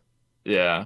I got like 3 fillings. Is that like a thing I need to do? God damn it. I don't have 3? Bro, I went to the dentist when I was like 14 Yeah. after having drank Mountain Dew and brushing my teeth with Mountain Dew and Sprite and like anything I get my hands on. Swishing 'Cause I was around just, like- Coca-Cola in your mouth. Just making your Exactly. teeth just RuneScape rubbery. and fucking pop. That was my, ages like 10 to 14. Going to the dentist and they're like, bro, you have 17 cavities. And I'm not kidding. I had 17 fucking cavities. Real talk. I had It's one- 17. I had basically a cavity between Fuck every single me. tooth. So it wasn't on the top of the tooth, like the surface where Yeah. you eat. It's like in It was in the between. crevices. Yeah. Yeah, like the dentist asked, like, when's the last time you flossed? And I was like, bro, you were there What's 6 a months flaw? ago. Like, yeah, like what's a flaws? Yeah.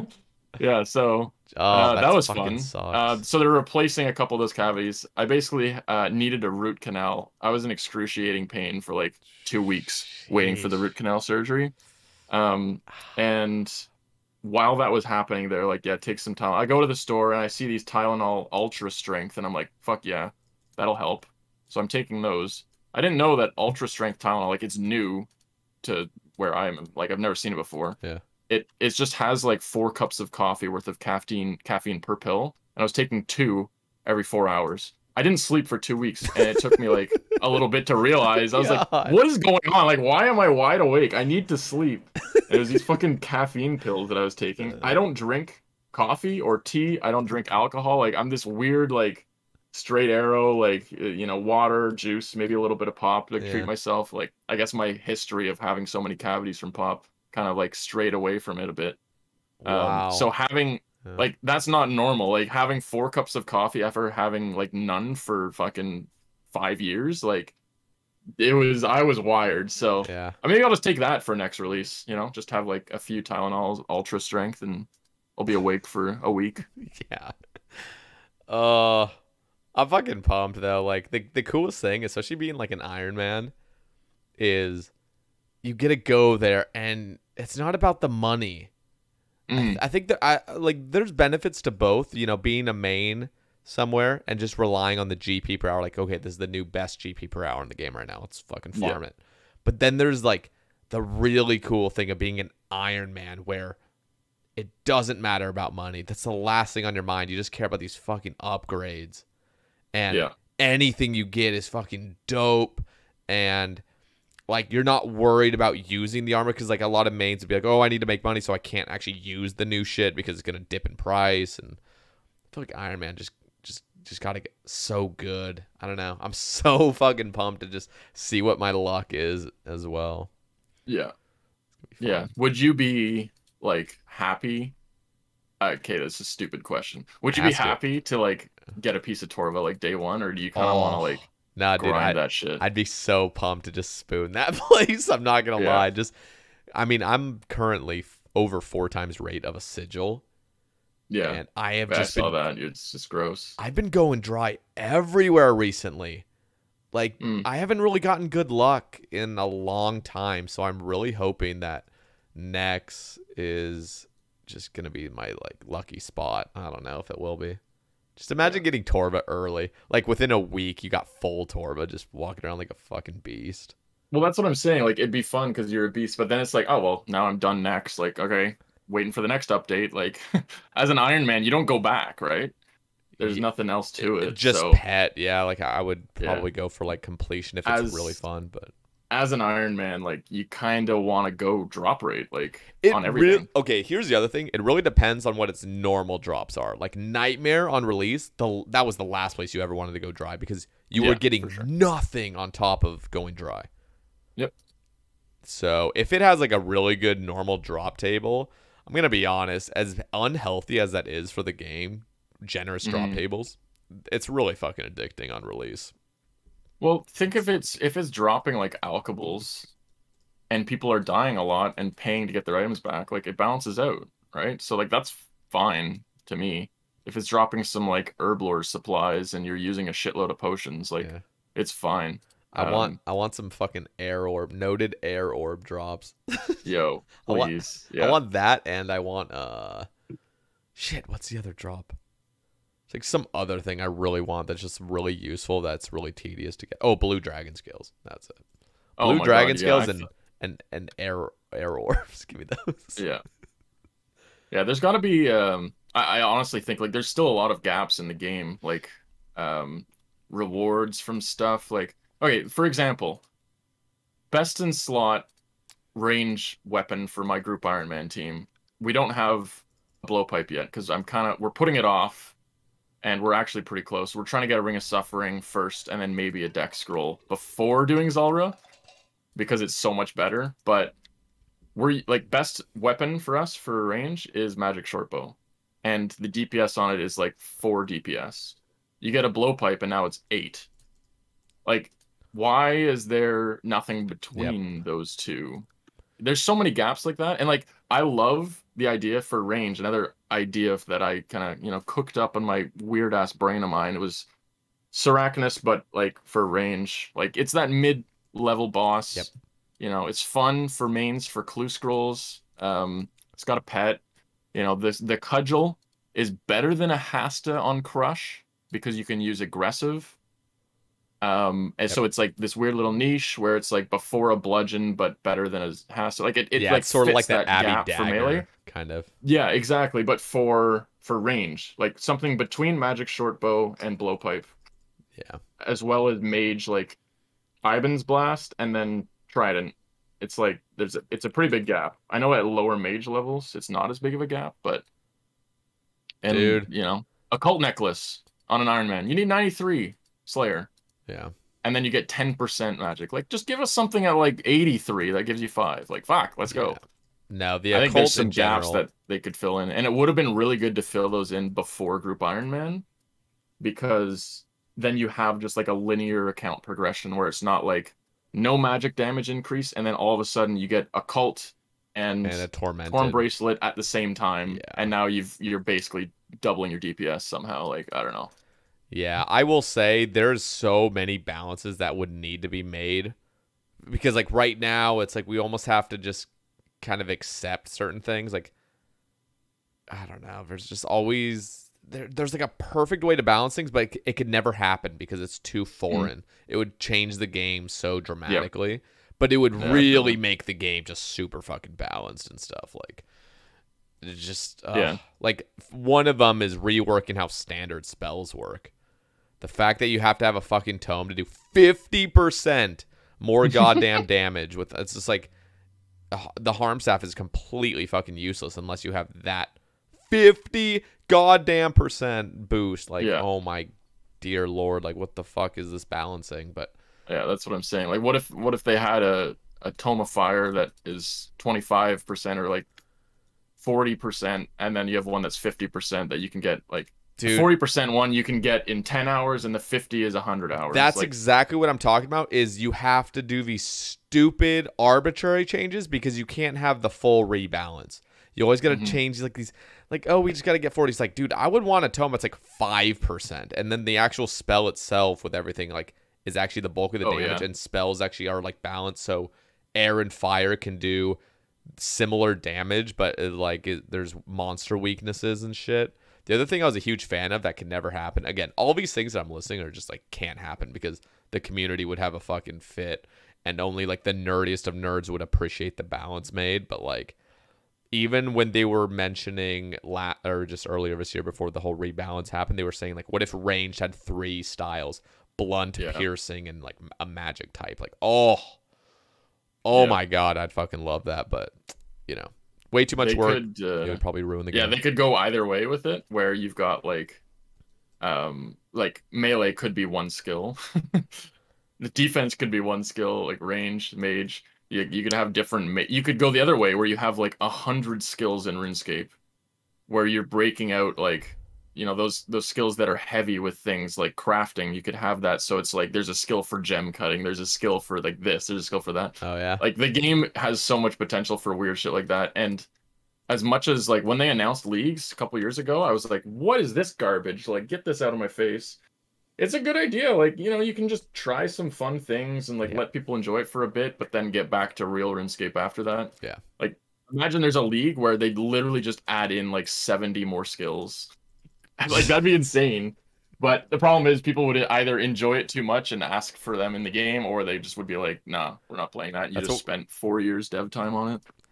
I was going to mention something about Clue Scrolls, but first I'll just briefly say for equipment rebalancing, I think that one of the biggest things that could really help with balancing is giving shields and armor legitimate damage reduction. I know that's never been a thing in RuneScape, but that would be so fucking good. Like, so it was in RuneScape 2, like right before EOC. Really? Like they added, you would hit someone and it would show your damage splat, and right below it would show a like blue damage splat with a little shield icon, and it was like they soaked like 124 damage and you hit 826. Oh, okay. And you would look at your stats, like you'd put on different pieces of armor had different like damage soaking stats. So they definitely had that. I didn't like it, but maybe it was just I just think that kind of shit's kind of essential, especially when you're comparing. Like, some people are always like, oh, you know, there's Bofa and Blowpipe, things that are one-handed range weapons. But like they have a downside that there can't be like an offhand, like a shield or something. But shields are fucking useless in the first place, besides a buckler, because it's damage. But like the best defense is offense. It would be really cool if the best defense was truly fucking defense, like actual damage reduction. So it's funny how like they actually came out with an item that does have damage reduction, but then they like removed it in every possible situation where it could be used. The bulwark, you know, like you can only have the damage reduction if you're using on defensive and never attacking. Like, what the fuck? Yeah. The bulwarks, what do you think? How many more times are they going to change how that thing works in the next 2 years? Dude, I don't know, but I really like what it is now with PVM. I think it's fucking awesome. You get more strength the more defense you have. Yeah. That's so cool. It's an interesting idea. That's so cool, dude. It's actually really fun to use, too, and it just feels more fluid because it's 5 tick instead of 7. Bro. Have you done... I know you're kind of like... I mean, I've been watching you sprint full speed back and forth between the anvil and the bank. Like, you haven't missed a tick. Oh, I've missed plenty of ticks. In fact, No, you haven't. I promise. Thank you. No, I'm just kidding. Have you done the Sarachnis method where you just sit there with auto retaliate on? No. Bulwark, full like... No? Okay. Nah, I think that's hilarious. It's too shitty. It just really is too shitty. That's what I was saying. It's too efficient. You're over here like sweating from the amount that you're running these bars back and forth. It's like the equivalent of going to like demonic, or I don't know if you've ever killed tortured gorillas. First of all, they're garbage. Nobody ever kills them anyway. But it's like that would be like the equivalent in my head of like, instead of doing demonics where you're sweating, go to tortured gorillas with a fucking bulwark and full justice shirt and just like sit there. Like that is just, oh my God. Like that'd be cool for like 5 seconds. Then I'd be like, all right, this is stupid. Yeah, So, I've seen that method. An idea that I've had, and like I'm happy to talk about the shield idea. Like it's cool, like you can put a shield on and take it off like in between attacks, but like that's kind of weird.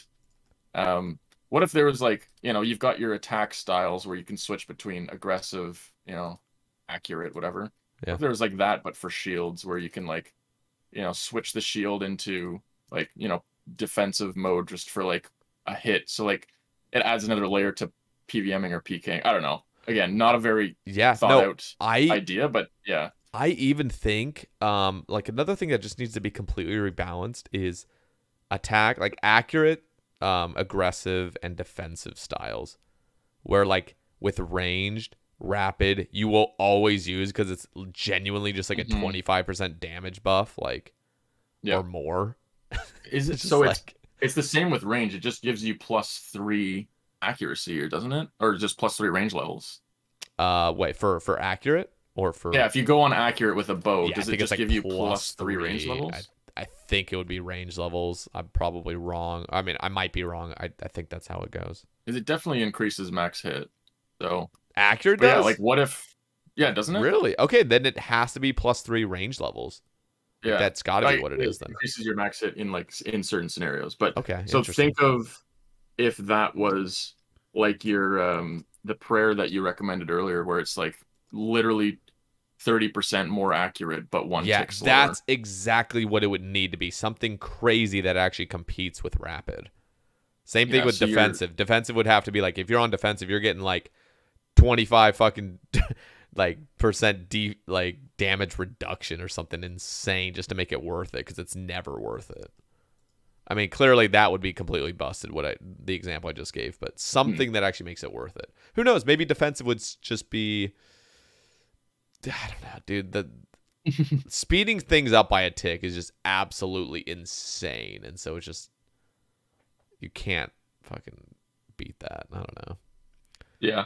No, for it has to just be like, this is what your range weapon by default is on, but if you want to like KO a monster, you do this and put it on accurate, and you're, gonna hit to KO something. What if what if they were to change it so all styles do attack the same speed, but there would be like, instead of rapid, it wouldn't even be called rapid, it'd just be aggressive, accurate, and defensive. Yeah. So like everything's the same speed, but you're actually getting, maybe another max hit or a decent chunk of accuracy that's actually noticeable, or a decent chunk of defense. I think that'd be awesome. I'm all for it. It's like we need to like restart RuneScape and start with these ideas. That's the thing. It's like there's so many things that would make the game so foreign that none of this can really ever happen. But I'm glad they've made some attempts with little rebalancing here and there. For sure. So yeah, like an idea that I had for the Elder Maul at one point, and I don't think it's groundbreaking, or it's not like an idea that no one else has thought of, was you put a little spec bar on the Elder Maul. Maybe it is an attachment to it, or whatever. And when you use the spec on the Elder Maul, you're guaranteed to hit 30 damage. And it's like between 30 and your max. Doesn't increase your max hit.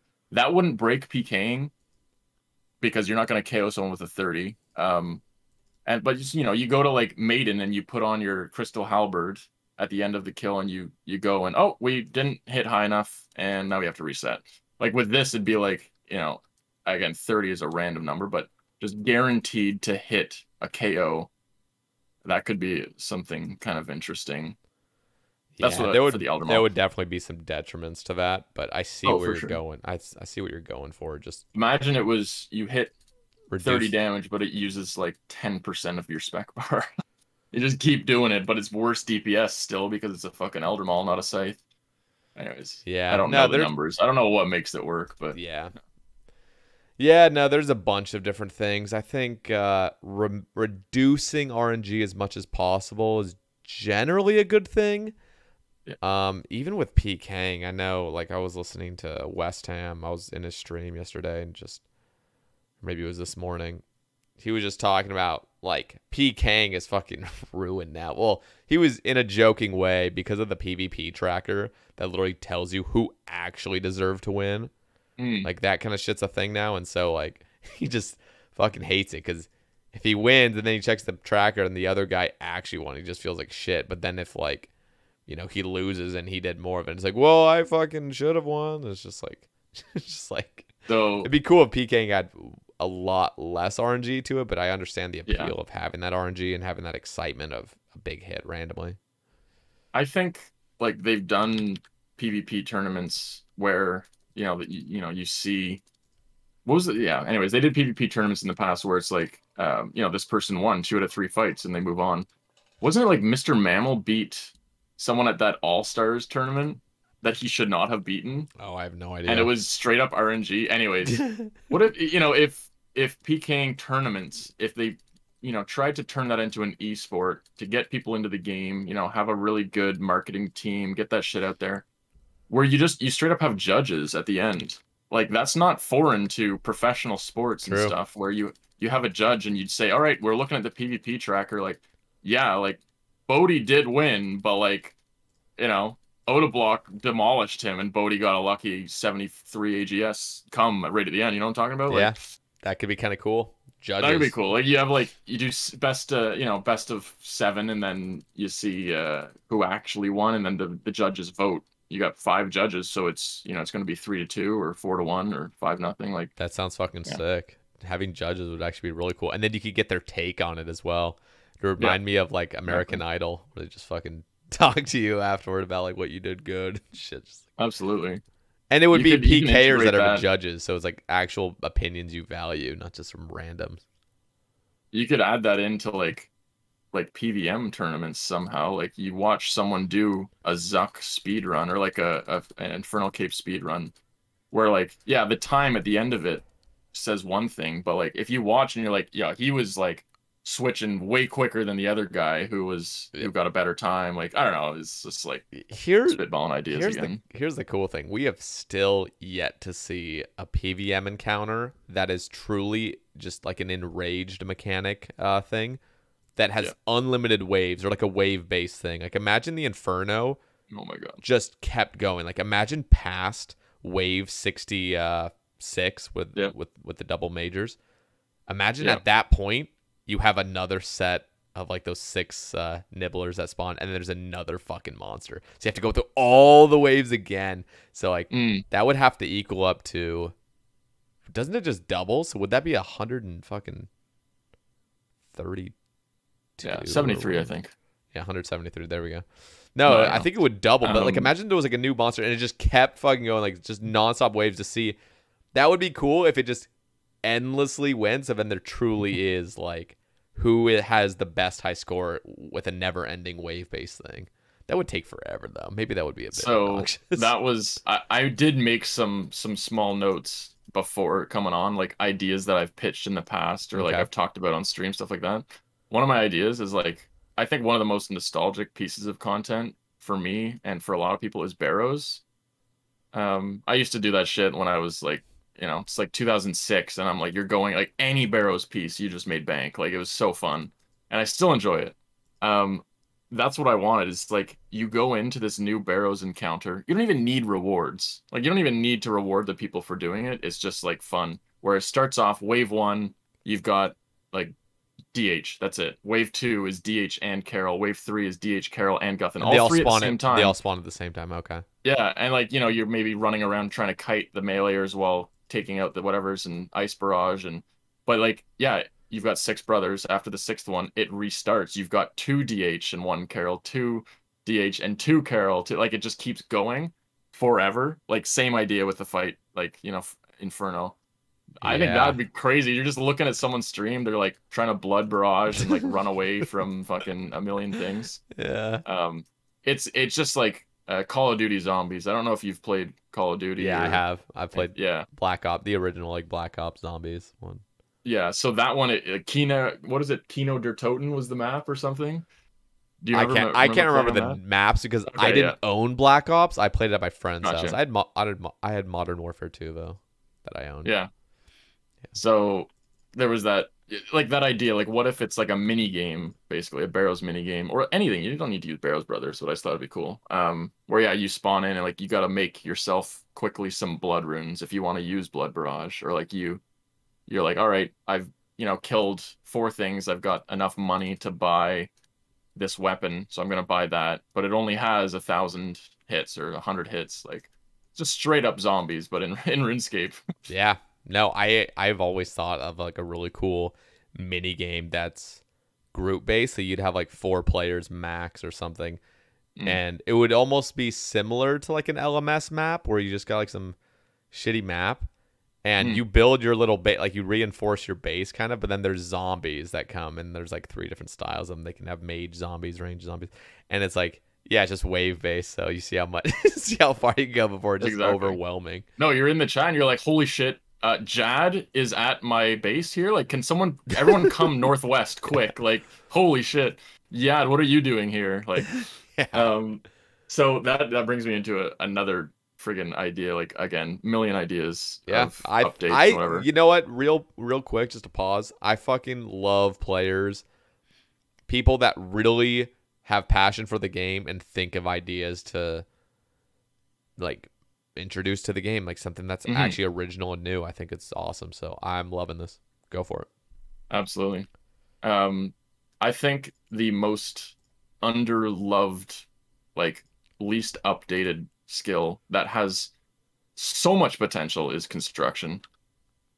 And I'll start small with it, is we should be able to build like bridges as shortcuts to places, or we should be able to like, build little houses that can be a bank or something like that. Anyways, that's like little things like that. The bridges is fucking cool. And Yeah, I would say not like walk up and right click a hotspot and it uses 8 mahogany planks and you're done. No, like fucking give me like a 2-hour thing where you're like running back and forth from the bank, like building the shortcut that's there forever now. Like, I don't know, like somehow that's do fucking that. genius. And it's not like you're having to build it and replace it, build it, replace it, build it, replace it. Like, it genuinely takes a shit ton of resources that you're constantly going to. Yeah, a shitload of resources. Like, you gotta like collect stuff. Maybe you have to hire a crew to help build it with you, and like you got NPCs that are fucking dope. chongling away at like just slapping nails into these boards and shit like that. That would be like, easy, small construction update.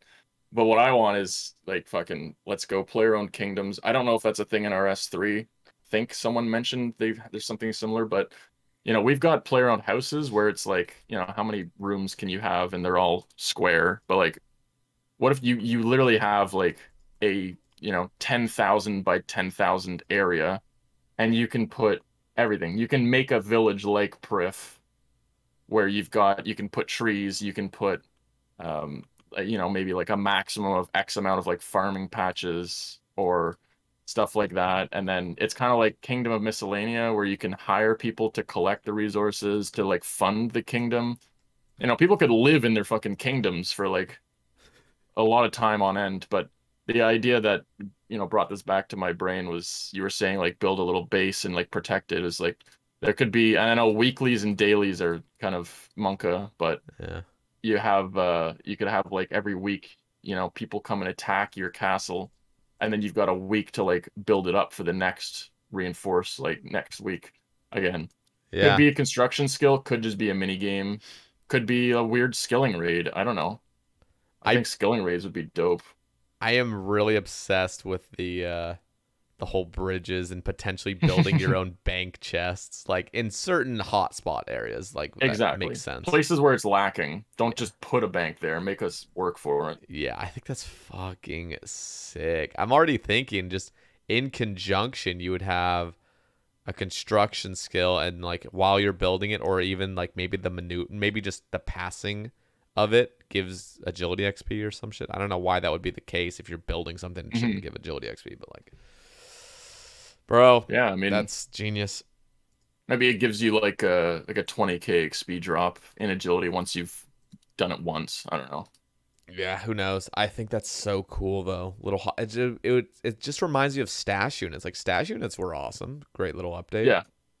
Something like that where it actually goes around the world and they're inconspicuous initially. Like you'd have like a broken bridge that you can't cross until you like fix it. It's like boom. Yeah. No, for sure. I think it'd be sweet for a lot of areas that were like, yo, this is kind of AIDS. Priff is the worst. Like hunting crystal implings is like I want to pull my hair out. The way that you path around this place, like it's bad. There's so many in like the actual northwest side, obstacles. like you go to click to go on the other side of a tree, and you have to run for 30 seconds to get around it. So bad by the maid shop. Like if there's one, exactly. Yeah, it's horrible. So let us use wood cutting to chop a tree down there, and then permanently, and then maybe construction to build a little spot there, or like I don't know. Dude, I wonder how many resources it would take to make a game where, like, if you wanted to chop a tree permanently and, like, dig out the stump, then it's actually gone, like, forever for you. Like, that couldn't really work because it's multiplayer and you'd see people walking through trees on your end, but, like... Yeah. So, that's what I was saying, like, RuneScape, I think it'll eventually come to that, like, no more updates, like, you can just, maybe buy or, pay or whatever to get your own private server. And you can just do shit like that. Yeah. Where it's like you can just delete a tree that you don't like in that spot, and it's just that's what it is in your server. The game would get it's just this like huge like people could play that for fucking years, man. Just like having your own private server that maybe you could have your whole clan of 100 people on that server, and like you've got your own rules, you've got your own skill XP rates, like shit like that. I don't know. I couldn't do it honestly. Yeah. I think I need the just standardized like controlled game from the company to really enjoy it. As soon as there's a private server, for sure. any potential to edit it, it's like it would be fun for content creation, and that's like, that's kind of it. But for I think it's good for people who are new to the game, though.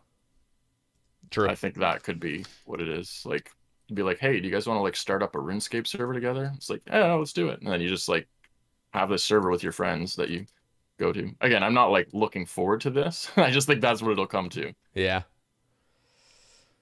Yeah. Okay. I see a question here from Groovy PVM. He asks, where are you from and what were your hobbies growing up outside of RuneScape? Kind of covered it a little bit, but like get back into it. Well, I mean, fucking born in the Great White North, like my dad was a moose and my mom was a polar bear, and they fucking, they were in the igloo, right? And they kind of banged a little bit. So Jesus Christ. I popped out of my dad's uterus into, like some people are born into a bathtub of water when you're born at home. Yeah, I was born into a fucking bucket of gravy, for some poutine. My dad immediately was like, fucking, hey, bud, you got to go play some hockey. And I was like, duh. And he's like, what? I was like, well, I was just born, right? So I couldn't talk. So, and then he's like, fuck, okay, you're 5 years old now, bud. Go to the ODR, which is outdoor rink, by the way. Go play some fucking hockey. And I went to the ODR and fucking cross-checked some guy right in the chompers. Lost a bunch of his chiclets. And, after the game, I was like, sorry there, bud. You good, bud? He's like, yeah, no worries. You want to go to Tim Hortons and grab a fucking double-double or something? And I was like, yeah, and fucking let's send it, bud. And then we went for a bit of a rip. And, we've had a fucking good time. And, yeah, so I'm from Canada.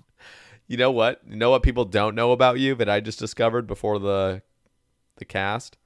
Is that you are 6'7". I just had. I'm not. I was lying to you. I'm 5'3". You know what? I was about to get really upset with you if you were to actually say a normal number like 6'1". I would just been so pissed. But because you said 5'3", now I know you were telling the truth initially. Yeah, but before the podcast, he's just like, I just mentioned it. I was like, yeah, I'm 6'7", so like blah blah. And he's just like, what? He couldn't believe it. And he's like, are you joking? Because if I say on the podcast that you're 6'7" and then you reveal to me that you're lying, I'll be pissed. So yeah. No, I think it's I am 6'7", 1/499th of a kilometer, 204 centimeters. That is insane because I literally just had Puggin on last week and he's 6'4", and he doesn't look 6'4". I wouldn't have thought he's 6'4" either. I wouldn't have thought you were fucking 6'7". Jesus, like Defy J is 6'7" as well. And we were just thinking, okay, I was thinking... I would have thought he's like 5'8". Like, he looks small. Like, I know. Dude, like, Fat Clouds, I don't know if you watch Fat Clouds, he's 6'3". Coxie's like 6'3". I'm like, okay, Coxie literally looks 5'5". Okay, Yeah, not 5'5", I but like would say 5'8". Coxie's 5'5" for sure. But Sorry, Coxie, love you. that's insane because literally last cast I was saying who's the tallest in the category, and we were like, oh, it must be Defy J. He's 6'7". Then all of a sudden you're saying you're 6'7". I'm like, Yeah, bruh, how many No, for tall sure. people are there? I wouldn't have even expected that. Yeah. But yeah, you're apparently Well, you've played some sports and stuff because clearly you're tall. But yeah, I like as much RuneScape as I play, and the knowledge and all that shit and whatever that I have. I like sports and music and magic. Like they all were pretty balanced. Like I'd like to think I'm pretty well rounded. I wasn't just like go home and play RuneScape. Like the only thing that took a back seat was like school. Like I didn't give a shit about school whatsoever. Like high school, I was like, I don't feel like doing my homework. I'll play RuneScape. And then like I'd get up in the morning and grade 9 and 10. So when you're like 14 and 15, I was in the band playing trumpet. So I would get up for band practice, which was started at 6:30 a.m. and school started at 8 a.m. And then I'd be at school. School ended at like I think it was 2:30 or 2:15, which was pretty early, but it would end, and then I would have like volleyball practice from like 3 until 4:30, and then I would come home, eat something, and then go to like ice hockey, like a game or a practice or something. And that was a normal day for me. And like between all that, I would jump on RuneScape, or I'd come home and I'd like lose sleep. I like instead of sleeping from like 10 p.m. to 6 a.m., I would just play RuneScape until midnight and then sleep less and do it all again. But yeah, I straight up I was like in the band playing music. I took piano lessons from age 3 to 14. So like, I could tinkle the ivories pretty decently. And then yeah, volleyball, hockey. Hockey's like my main passion for sports now. Like volleyball was there until I got demolished in hockey and separated my shoulder, and it's never going to be the same. oh, So I gave up volleyball a little bit. I'll still play in the summer with friends on the beach. Like yeah. my friends and I, we own a net, and we'll just go put up the net at the beach. And I mean, I do live in fucking Canada, but it does get pretty hot here. So that's one thing that some people don't know about Canada is, and I'm gonna rip open a converter here. We go from negative 40 degrees Celsius, which is actually also negative 40 Fahrenheit in the winter, Celsius to Fahrenheit. Yeah, so negative 40, that's where they meet. They're both negative 40 at that. I did not So it know goes that. from negative Interesting. 40 to Okay. plus 40, which is 104 Fahrenheit Sheesh. in my city, which is Ottawa, in Canada. Sheesh. So yeah, in the summer it's like unbearable. You're too hot to do anything. Like Is it it's just like humid this there? huge fluctuation. It's one of the hugest fluctuations in the world is where I live. So Yeah, that sounds fucking go deadly. play a little bit of volleyball at the beach and nice hot, and then jump in the river afterwards. Like it's nice. Is it humid there, or is it pretty dry? It is pretty humid. Yeah, Okay. it's Interesting. that's what makes it bad sometimes. Yeah, it would make it had, bad for both. We 'cause had the so much winters get humidity way here colder. this summer, like most recent summer, that you could literally see it. Like it was just foggy and like 100 degrees Fahrenheit. It's crazy. God. And then we have forest fires, which are across the country. Like you live in the U.S., so pretty big country. Yeah. Across on the west coast, and I'm closer to the east coast. It is smoky, and you can taste and smell the smoke when you walk outside. And it's literally like 5,000 miles away, or however far away it is. It's crazy. Jesus. So we've got some pretty whack temperature and climate changes up here, but that's why I would play volleyball in like the summer and hockey in the winter, and then music all year round. And then when I was in high school, I saw a magician live at a wedding, like a close-up magician, not one that's on stage, like one that walks to your table and shows you card tricks whenever. I saw that and I was like fascinated. So I'd be sitting playing RuneScape with my right hand, my left hand. Some people use their left hand for other things, but for me, it was a deck of cards. And I was just, doing one-handed shuffles, one-handed cuts, and then I'd, like practice a new card trick. You'd go on YouTube and learn stuff, and then got to the point that I was pretty good at it. I found a magician at a costume shop around Halloween one year, and just was like, hey, like I'm also a magician, and like he gave me his deck of cards and I showed him some stuff. He's like, you're pretty good. Like, do you like hang out with the Ottawa group of magicians? you know, our city's like 1 million people. I was like, I have no idea. Like, is there? I thought I was the only magician in Ottawa, and they're like, no, like, I'll add you to this Facebook group. So I get added to this Facebook group, and there's over 100 magicians in it from the Ottawa area of 1 million people. And every Tuesday night, we'd go to a restaurant, all the magicians, maybe you get like 15, 20 people showing up. We just have like the basement of this restaurant rented every week on a Tuesday night. And you're just showing card tricks to each other and like talking magic. And, you know, it takes the pressure off of our girlfriends, wives, partners, whatever, so that they don't have to listen to this nerdy magic talk and whatever. So have you ever watched Arrested Development, by the way? I actually haven't, no. Oh my. I used to watch Netflix like all the time, dude. And then I found Twitch, and now I have Twitch FOMO. So dude. Okay, real talk. You have to watch Arrested Development. The fucking guy that's like trying to be a magician. Yeah. Fucking his name is Job, but it's pronounced with a G, or it's spelled with a G. It's like G-O-B, and so everyone calls him Gob. Anyway, no, like, bro, I can't even explain it. I can't do it justice at all, but you have to watch it because it's exactly your humor, and it's like a cult following kind of. And oh my god, dude, okay, I'll talk about it afterward, but you need to fucking watch that shit. But what do you mean my humor? I don't like humor. I'm not big on that kind of scene. You know, I like to be just like straight. You know what? Face, you know, listen.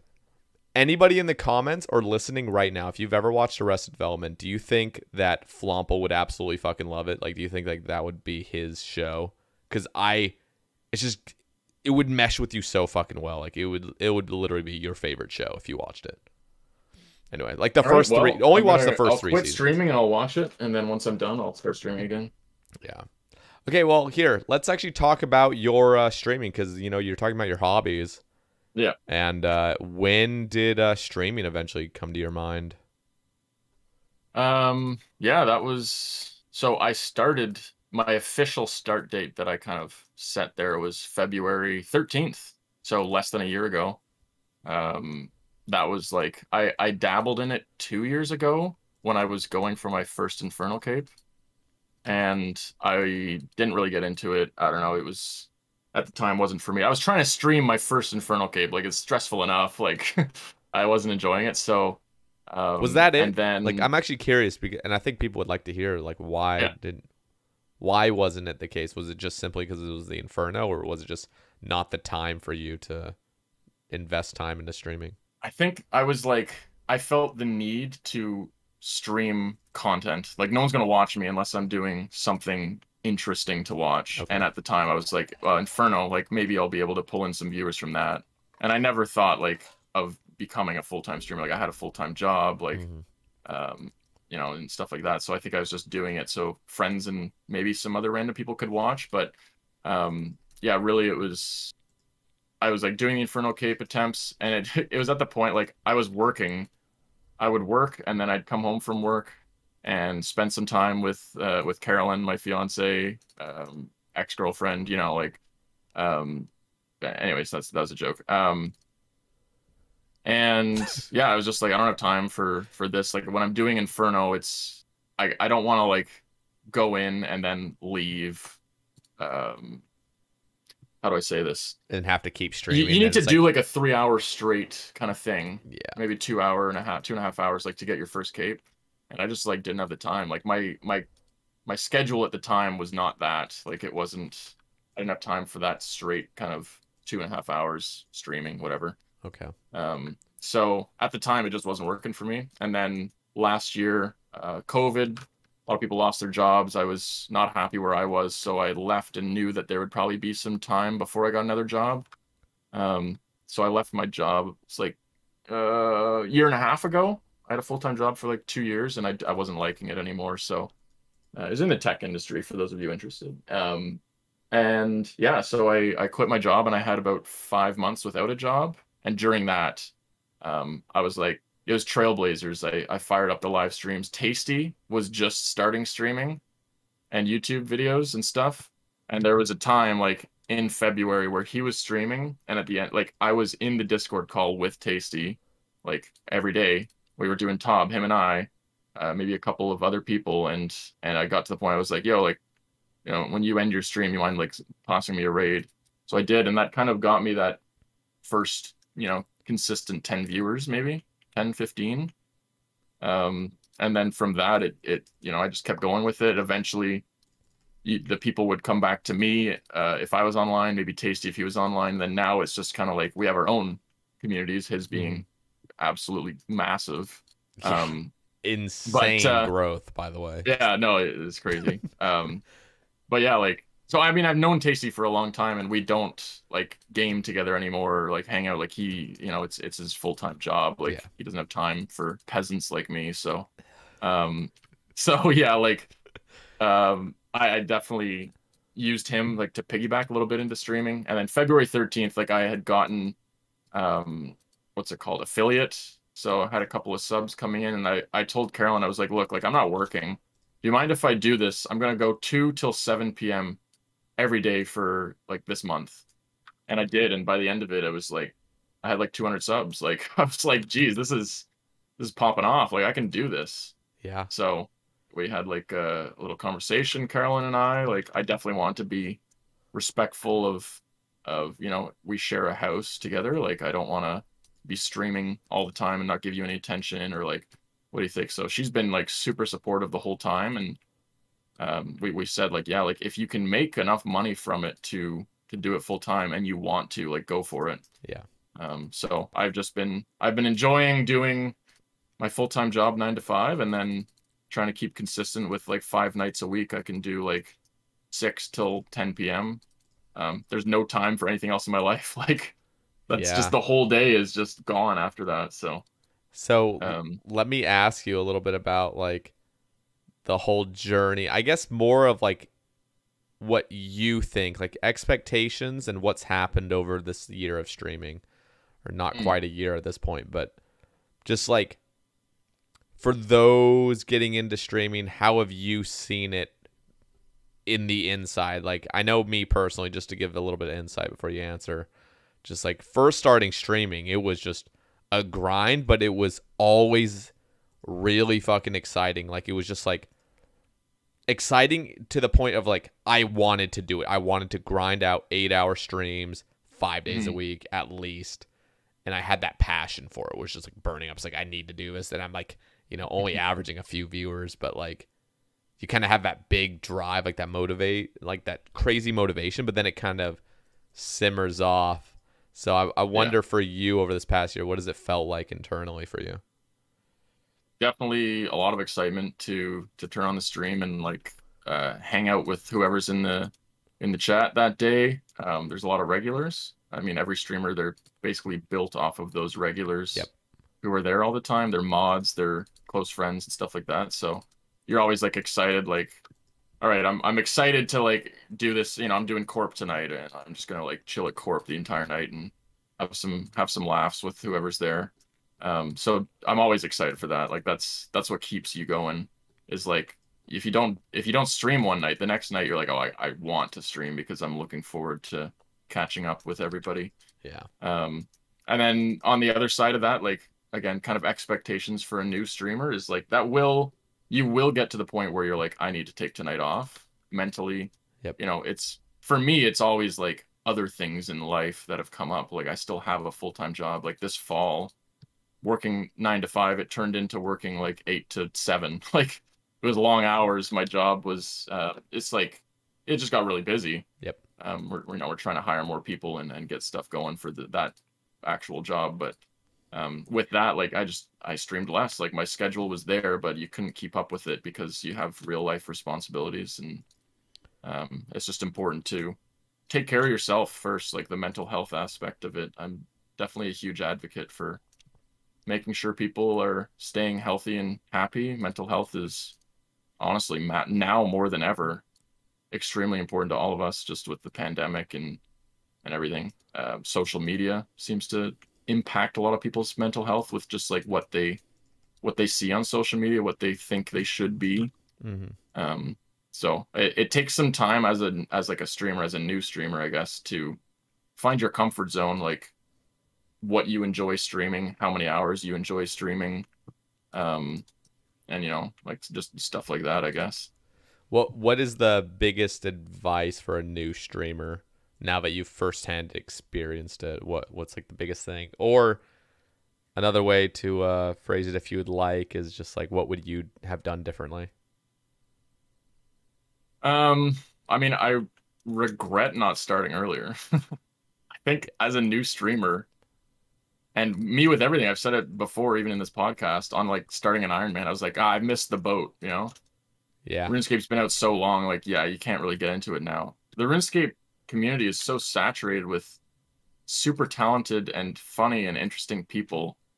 Like, you could be one of them. Like, turn on the stream, do it for a week, do it for a month. Like, give yourself a timeline, like a goal, where you're like, I'm not going to give this up until the end of this, you know, month that I do it consistently, 2 to 5 every day. Maybe it's like 7 p.m. to 10 p.m. Whatever you do, just like keep it consistent and see if you can build something out of it. And I guess the other advice is, I think to be a successful streamer, if that's what you want, like, you need to decide, do I want to be successful or do I want to do this for fun? If you want to be a successful streamer, you got to have something that people want, right? Yep. And that could be your personality. It could be the fact that you're doing prayer flicking, red X stalling Armadillo on a 1 defense hardcore Iron Man that's completed top. Like, shout out Exact.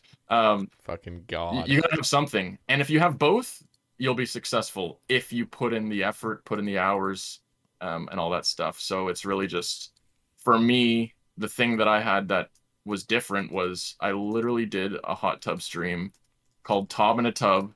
That was my first themed stream where I just put myself out there. I was wearing a bikini, sitting in my living room in an inflatable fucking tub with rubber duckies floating around, doing Theater of Blood in a tub. Just like, no one had done that before. That was new. No one has ever done that. Yeah. That was new. I was definitely 100% just like satiring the explosion of like hot tub streamers on Twitch that summer, or that spring, I guess. COVID started and people were like, yeah, I'm just going to wear a bikini and sit in my hot tub and make a bunch of money.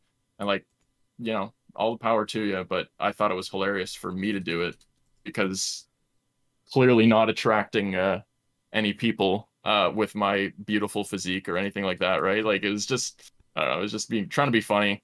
And I've done other streams like that, and that was the thing that that was kind of like, that's Flomple's different because he has that, right? It's not just another streamer doing solo chambers. And again, that's like, if you want to be successful, you probably need something fresh, exciting. And that could just be like doing content in RuneScape. Like, maybe you're the only Fremenic locked Ultimate Iron Man that's like doing this, or like, you know? Yep. Or it could just be your personality, or a mixture of both. I don't know.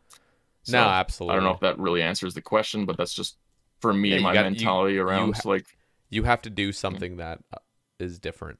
Like, that really is it. And it doesn't have to be crazy different either.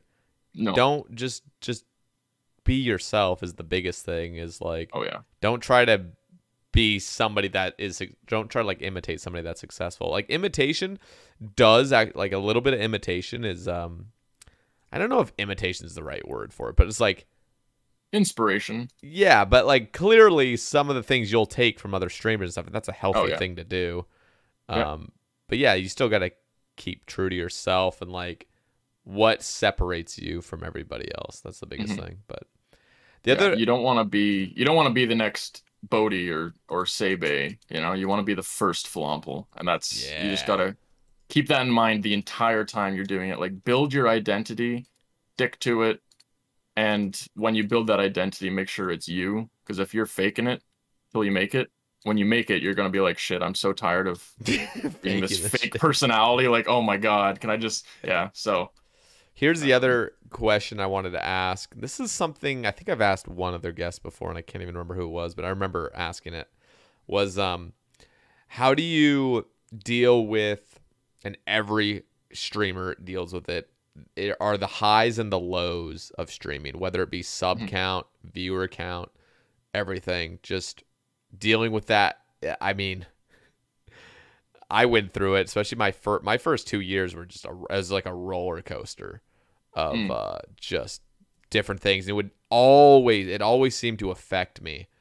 Yeah. Even if it wasn't really like on the outside, it would definitely be affecting me on the inside, even subconsciously. Sometimes I wouldn't even realize it was affecting me, but it would be, of like trying to get to a point, like you see yourself, trying to get partner or trying to do this, and it's kind of out of your control, and so it starts affecting you if you do that. So my real question is like, how do you deal with that? Yeah, like everyone else, dealt with it for sure. I went away for a week in the summer to go celebrate the life of my late grandmother. And you come back and your sub counts dropped 300, and you're like, oh God, I gotta like rebuild. I gotta keep going. But if you like, to me, I'm treating streaming as, revenue wise, it's just bonus. It's gonna help pay for my wedding. It's not my full-time job, so do not let it affect your mental health. Like, you already have a job, right? You're not struggling to put food on the table, and whatever. So I've been trying to base my success off of, do people enjoy watching me? And that can be reflected in your view count. That can be reflected in your followers and like new people and just the comments that you get. Like, I do see a lot of people who like enjoy watching my live streams, and I've heard some really good things from some people just being like, yo, like, yeah, I always, when I see you're online, like I want to tune in because you like get my mood up every time. You're just so like outgoing and crazy and like the most cringe-worthy jokes and stuff like that. Like, that's what I'm basing my success on. So it's easier when you have those highs and lows. Like, you just tell yourself, like, yep, sub count's low this month. That's fine. Still have a decent amount of viewers. Still enjoying it. Yeah. It doesn't. If you have a low sub count and you're going on to make money and it's not coming, like, you shouldn't probably be streaming. And then the other way is like, if you have a low sub count and maybe the view count's like low, just switch something up. Like, and I try, and I wish I could switch things up more with my stream and do more of those wacky streams like Tob in a Tub. Just, time restrictions and the full-time life that I've got is not allowing me to do as much of that currently. Maybe a year from now, I'm a full-time streamer with partner and everything, but you just change something up. Like, just be like, all right, we're, maybe that's start a new hardcore Iron Man. Maybe that's go back to your old main Iron Man. People don't want to watch group Iron Man anymore. Or maybe it's, I'm going to do this 12-day challenge where I'm camping, next for 12 days. I don't know. Yeah. Change something up. And for me, that's like, I've got my hotkeys on my my keyboard and a USB wireless number pad, where if I press number 5, a fucking picture of a hog slaps up on the stream. Like, change up the picture of the hog. I don't know. Change the music, change the playlist, change like other stuff like that.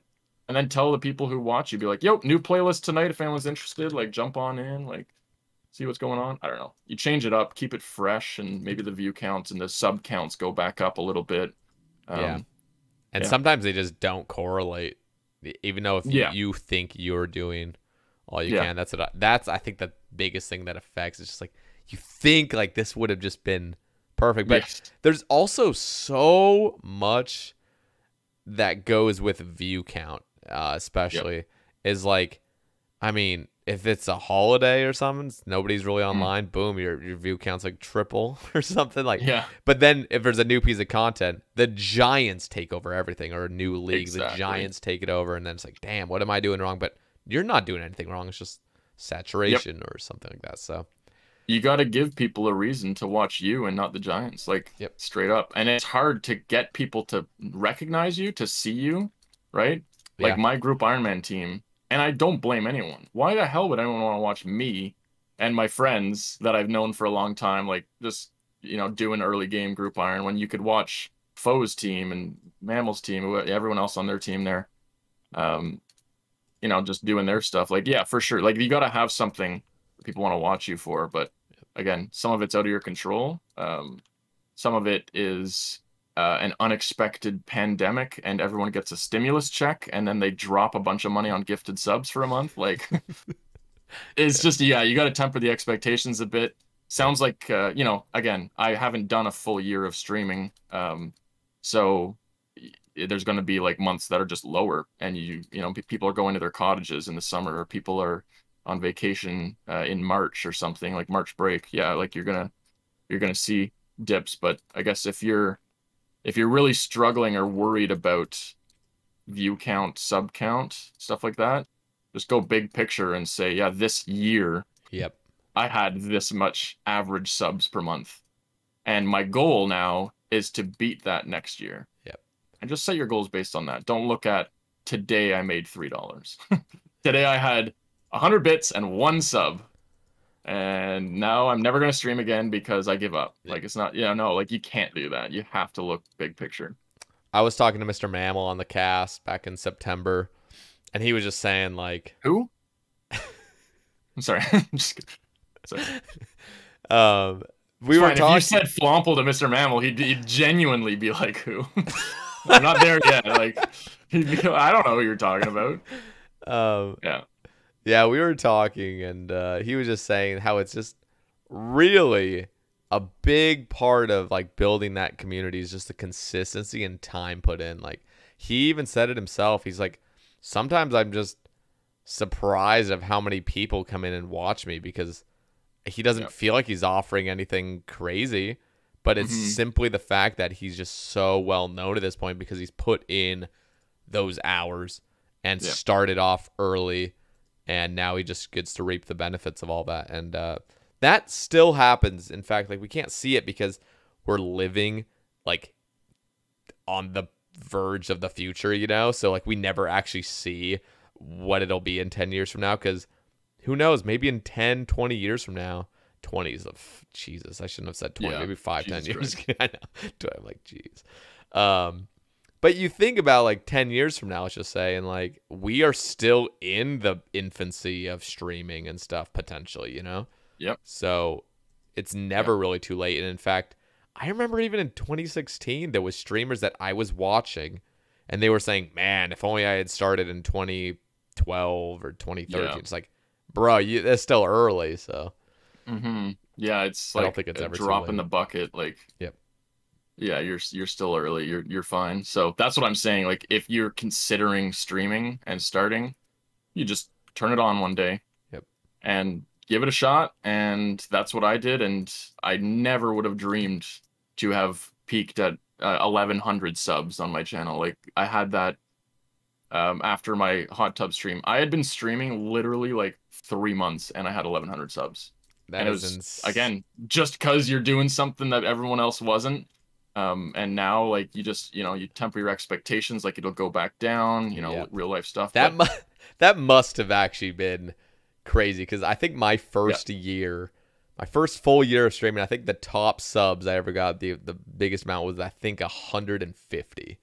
Yeah. Like, that was my total. And so I never had those huge dips where it's like, Jesus.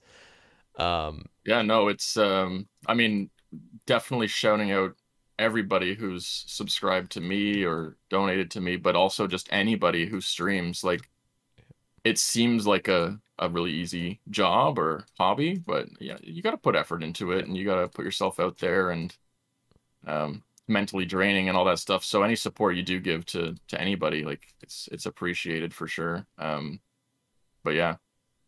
So here's a question from Gortron. He has 2 different things. He's never watched Tron, and his name is Gortron. Like, come on, man.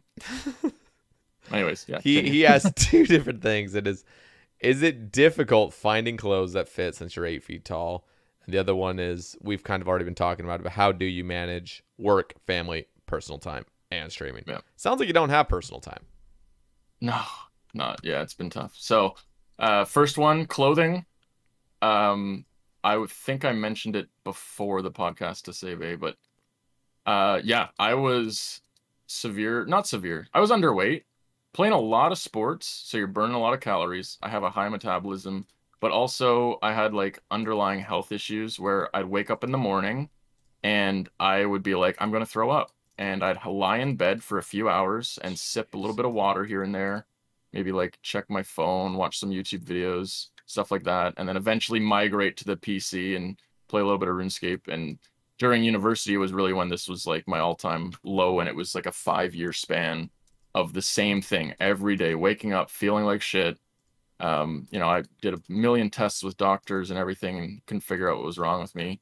So it was chalked up to anxiety. which was a factor, but was not the main factor. So I was skinny. I was 6'7" and 160 pounds, like, pretty skinny. Not like crazy skinny. Like I was still playing sports and I was strong enough to play sports and stuff like that. But That's still I always extremely was skinny like, for I want to 6'7". put weight on, like, Yeah. especially for sports. I want to be heavier and Absolutely. stronger and like working out and stuff. But like, anyways, once I sorted out my health issues, I'm anaphylactic allergy to milk, which has been developing through that time, as well as 8 other major food allergies that aren't anaphylactic but will make me shit my pants or throw up. Those ones are fun as well. Once I got that sorted out and started, being able to just have an appetite and eat more, put on more weight. When I was 160 pounds and 6'7", I either was wearing pants that looked like capris on me, or I would have to get like an XL t-shirt so that it was long enough to cover my torso. But then I was like swimming in a giant t-shirt because they don't just, it's like the nightmare, and Sae Bae hates it. It just scales up the HP. Fucking the HP of my XL t-shirts was scaled up, but they didn't realize that I'm skinny and tall. They only make it for like big people and tall people. Yep. I don't know. Anyways, so yeah, Gortron. You can order stuff online now that fits. There's some good websites out there that, American Eagle is where I get my pants. They're they were size 30 waist, 38 length when I was at my skinniest, and now it's like 36 waist and 38 length. So I'm fine now with that. Like I'm able to get by ordering online. If it was like 50 years ago, I'd be screwed. I would be absolutely screwed. And even like, can you imagine 6'7", like 200 years ago, 500 years ago? No. I was in England. Okay, 2006. I went to England. Okay. I was already super into RuneScape. And we went to England, and I'm seeing these castles in real life, and I'm like 12 years old. I'm like totally enthralled by these like castles. I'm like picturing RuneScape. I'm like everything. And fucking, we go to this museum, and there's a suit of armor of like England's tallest knight, and he was 6'1". Wow. And you stand in front of the suit of armor, and it puts your reflection, like your face, in the armor. Yeah. And even then, at 12 years old, I was like 5'8", like 5'9". Wow. Like I know when I was 13, I was 6 feet. So, yeah, it was like just the way the world's going. Like it's shocking to think, but maybe 100 years from now, it's just normal to see a man that's 7'2". Like that's insane to think, but I'm curious. The how trend tall are your we're currently parents? on, that's what we're aiming towards. I'm curious. How tall are your parents? Or were you just the odd one? I was a lab, born in a lab actually. So yeah, just incubated. I thought you said your dad's urethra. Yeah, my dad was a moose, and my mom was a polar bear, and then I popped out of my dad's uterus. Yeah. Jesus Christ. And my dad, being a moose, he's 6'2", and my mom's 5'6". So wow. So are you the tallest in the family of like all your relatives too? I'm assuming. yeah, 5 inches taller than anyone else in my family. God. Just, I don't know. Apparently, and maybe TMI, second, like I have an older brother. The second child is like, there's such a strong correlation between second children just being taller, bigger, everything. And it's because Really? the little fucking crevice in your mom there, the vaginal crev, is just bigger. God, there's more room in the womb. You know what I'm talking about? So yeah, that was definitely TMI, but it's weird because my older brother is actually taller and just larger framed than me, and I always thought the first child got that. I know it's just based off of zero data or evidence, just based on my own personal experience with siblings. For sure. And even facial hair, like, because I have a younger brother as well, and my brother could grow a beard in high school. I couldn't grow a beard until I was 23. Mm-hmm. And my little brother, he doesn't have anything, and he's 21 right now. So it's like he has nothing. Like I'm pretty sure he won't even get any until he's like 30. When you say he won't get any, do you mean like, because he doesn't have facial hair, he's not gonna like, get any like, like No, adult I mean get stuff? a beard. Jesus. Oh, okay, gotcha. Sorry, I was lost there for a second. No. Yeah, get a beard. Yeah, you need a beard to get some, guys. Come on. No, but I always thought like the older child would have. has more of that like testosterone almost, just like Yeah. I don't even know. Like I know that sounds like so fucking weird. Just like I don't know. That's how I've always hey seen guys, it. So it's my name's Sae Bae, and then your brother's like, yo, it's Sae Bae's younger brother. What's up? no, but it's just weird. Like imagine it went the opposite, and that's what you're kind of saying is like the second child gets it, but like imagine it was the opposite with my brothers. Like all of a sudden, my older brother, let's say he's the youngest now, is growing a beard in high school, and like the middle kid doesn't even have a beard yet. It's like, what the hell is happening? So Yeah. interesting. No, for sure. Yeah, I don't know. I'll look it up and I'll fire you an article or something. I don't know. We'll find this one out for the RuneScape community. I think it's integral. There's probably not even a correlation. Who knows? Or maybe it's just completely random. But you know, there might be. Yeah. You'll have to hit me up. Okay. Yeah. Cam, my hands don't work. Big shout out. He is a legend in the community. Yeah, I'm so proud of him as well. So He's a Cam, great guy. if you're listening, love you. Get well. And I know you're gonna be listening to this a year from now and being like, wait, I remember the Infernal grind, but he's grinding the Infernal Cape right now, and he is like, you cannot get closer to an Infernal Cape than what he is right now, and it's stressing him out. He's like, man, I hate this place, this lava prison. So Cam, you got this. I believe in you. He's a legend. He asks, Absolutely. is there anything that you learned in game that's surprisingly applicable in your everyday life? Yes. And I have an example. I went and applied to a casino in the Ottawa area. And during the application process, it was like a job fair where they had they were opening up a Hard Rock casino in Ottawa. And I don't know what happened because of the pandemic. It's probably like closed or paused or something. But yeah, there was a math test, and you weren't allowed a calculator on the math test. And I swear to God, from RuneScape, just like calculating XP rates and like, you know, looking at like profit margins from GE transactions and stuff. Like I was always really into that kind of stuff in RuneScape. Just like I have the key on my keyboard that you press, it opens a calculator, and I'm just like firing in some numbers and being like, oh yeah, this is actually like this many points per hour in chambers. So we should, like, I'm always doing that. I went and I wrote that that test. It's like you get like half an hour to write the test. I finished in like 15 minutes, and I didn't show any work because I did it all mentally. And like I wasn't smart in school by any means. Like smart, I guess, is one thing, but I didn't like work hard. I didn't do a bunch of homework. I didn't like put in the extra effort to get good grades. But like, you know, mental math, I just learned that from RuneScape. Like mental math or like economy, just like flipping items is the same as flipping stocks in real life. Having that kind of, you know, I took an economy class in university, which I believe you guys call college there in Freedom Land, but and yeah, it was like I was just like ahead of the game already, because I'm like, yeah, this supply and demand, yeah, we see it in RuneScape all the time, like that's just common. So what about typing skills? Oh my God, You get that from RuneScape too? 100%. Typing out selling lobbies.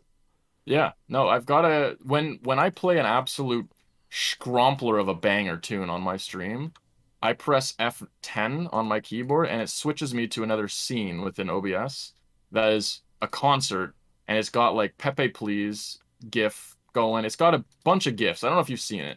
If you stay on my stream for more than 3 minutes, you've probably seen it. I've got a bunch of those like screens where like depending on the song, I'll put up a different one and like people just jam out. And yeah, absolutely. On that screen, it says selling raw lobsters 1K each. Yep, like, that's the one. I don't know. It just reminded me. But yeah, like typing skills, 100% from RuneScape. Maybe a little bit of MSN. I'm a dinosaur, so I had MSN back in the day.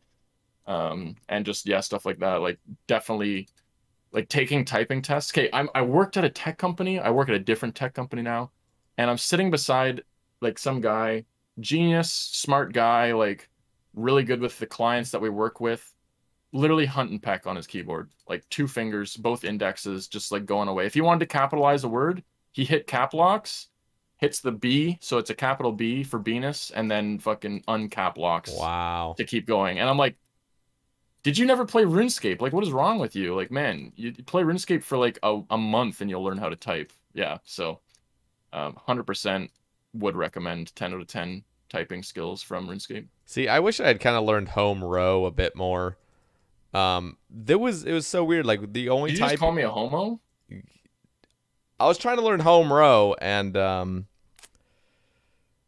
yeah, I never really learned that. The only typing class I ever had was in like 3rd grade, and none of us even had a computer at that time, it felt like. So, and then we just never learned how to type after that. But like they try to teach us, but you're like a 7-year-old with no brain, so it's like the worst class ever because you have no idea what you're doing on the keyboard. But yeah, so my typing skills, like it's definitely not amazing, but it's definitely not the 2-finger tap and shit. But I still wish I could have improved keyboard skills. Yeah, well, you'll just have to do your next podcast just typing, like just no voice, just like yellow text, black background, like messenger back and forth. One of these days, I'm gonna have 25 buttholes on, and he's gonna be talking in the Brian TTS. Oh my god, the entire time. So I'm gonna hear him type it out real quick. Cam also asks, for a nearly maxed iron, I'm sure you've had some long grinds. What were the most difficult grinds you went through, and what were the most enjoyable? Yeah, I think every Iron Man has these stories, right, where they're like, oh my god, this one dry streak. And if you're a main that's never played Iron Man, you just don't notice because you are either grinding a pet, which I guess you would notice if you're dry there, but when you're just like making money, if you're doing like raids with the team and you have a dry streak, like someone else on your team's probably not on a dry streak. Like you don't really notice that, but as an Iron Man, you're fucking counting every single one until you get the item. Like, so I was a hardcore on Flomple, died to a Cal fight, RIP. And my plan, like right away, was like, all right, I'm gonna go into the wilderness and do all the wilderness content. I'm gonna get a dragon pickaxe. And at the time, I was like maybe 105 combat, so killing these wildy bosses is not quick. You're killing about 10 per hour, like literally 5-minute kills, and then 1 minute between them. Because I was killing Callisto for a lot of it. I went like 3.5 times the drop rate for a D pick, and that was like a month of my life. You're getting attacked by PKers all the time. You're trying to get a bear's task so that you can go kill Callisto with the Slayer helm on. And then you're like, all right, well, Callisto's not dropping it. I'm gonna go to Vedion. You go to Vedion, and okay, I'll go to Venatus, and like I don't know. I was losing my goddamn mind. That was exactly how my D-pick grind was. I was just gonna say that's very similar. I think I went almost 5 times rate of my D-pick. Yeah. It was just a mixture of like all these bosses going back and forth. Yeah, exactly. So definitely ended up getting it from Callisto at like 200 something. But yeah, like that one was long. Then there was getting my first Zenite. I got it at 1204. God. And then I got my second Zenite at just past 1900. So I had one Zenite at like 1900 KC. God. I made an Anguish with my first one, and I didn't really regret it, but I wanted to do Zulrah. That was the whole point of getting my Zenites, was like, let's get a Suffering, and then I'll go do Zulrah. But a friend of mine was like, make the Anguish first. It's definitely more efficient. So made the Anguish, and then that was literally a month of just Slayer tasks, trying to get the Black Demons, and then you get the 200 Black Demons, and I almost went 2,000. Like I had to get 10 Black Demons tasks and do all of them and make prayer pots and like get all the supplies and everything. That was long. But then for sure, do you have the raid data tracker plugin? Did you ever use that, or were you finished raids by the time that came out? I'd probably already finished it. I haven't even heard of that plugin. So it's just a plugin that it tracks like kills logged and then personal points. Like on my group iron, it says kills logged 32, personal points 527,000, total points like for the team 4.49 million. Like it tracks all those numbers. That's so sick. For I wish me, the game would do that. Like it's pretty dope. But I got my Tebow duo raid with Tasty at, I think it was 516 KC on my Iron Man, which was like 500 is early-ish. But then I also had 1,200 regular KC on my main without ever having one in my name. So I was like, you know what? That's 1,700. I deserve it. Whatever. Fuck you, everybody. Got my Tebow on the Iron Man. I then didn't get another purple at all, any purple, until over 700 KC. And the raid's point tracker, I had 7 million points. Sheesh. So like That's that's like 8 eight, times rate, right? 8 times the drop rate, yeah. And then break it with a fucking arcane, and Yep. then a buckler dupe, and then yeah, you're just like, oh my god. It's like, yeah. But raids were, enjoyable to me. I know a lot of people hate them, but some people love them. It wasn't the end of the world to me. Just doing raids for like a couple months before you get another purple. Like, I don't know. I just had gotten my Tebow, so I was high on life at the time, so I was not too broken up about it. Yeah, those I are went. definitely the 3 shitty ones. The most enjoyable grind, I'm just looking at it. My hands don't work. It's a message here. So those were like the shitty ones, and then the most enjoyable one. I love any boss that you count to 3. So Hydra, I just loved that one. That was so fun. But you actually I'm enjoyed trolling. that? Okay. No, I'm the worst content in the game. It was so bad. Like, it's so fucking profit. It's like so worth doing, but it's so shitty. Yeah. I mean, we both must have done. Yeah, like there's no way you didn't have it done before they added the animation between phases. No, like you could barely I could barely watch Netflix while doing Hydra to get my lance. And it was like, listen, constantly making mistakes. Yeah, go for it. Listen, like Hydra, I got so lucky on, and I still hate it, which makes me know how shitty of a boss it is. Yeah. Like, I got my claw at 500 and then another claw at 600. Already had my leather. Yeah. I have everything except for the pet at like 890 right now, I think. Like, I'm like 900 maybe.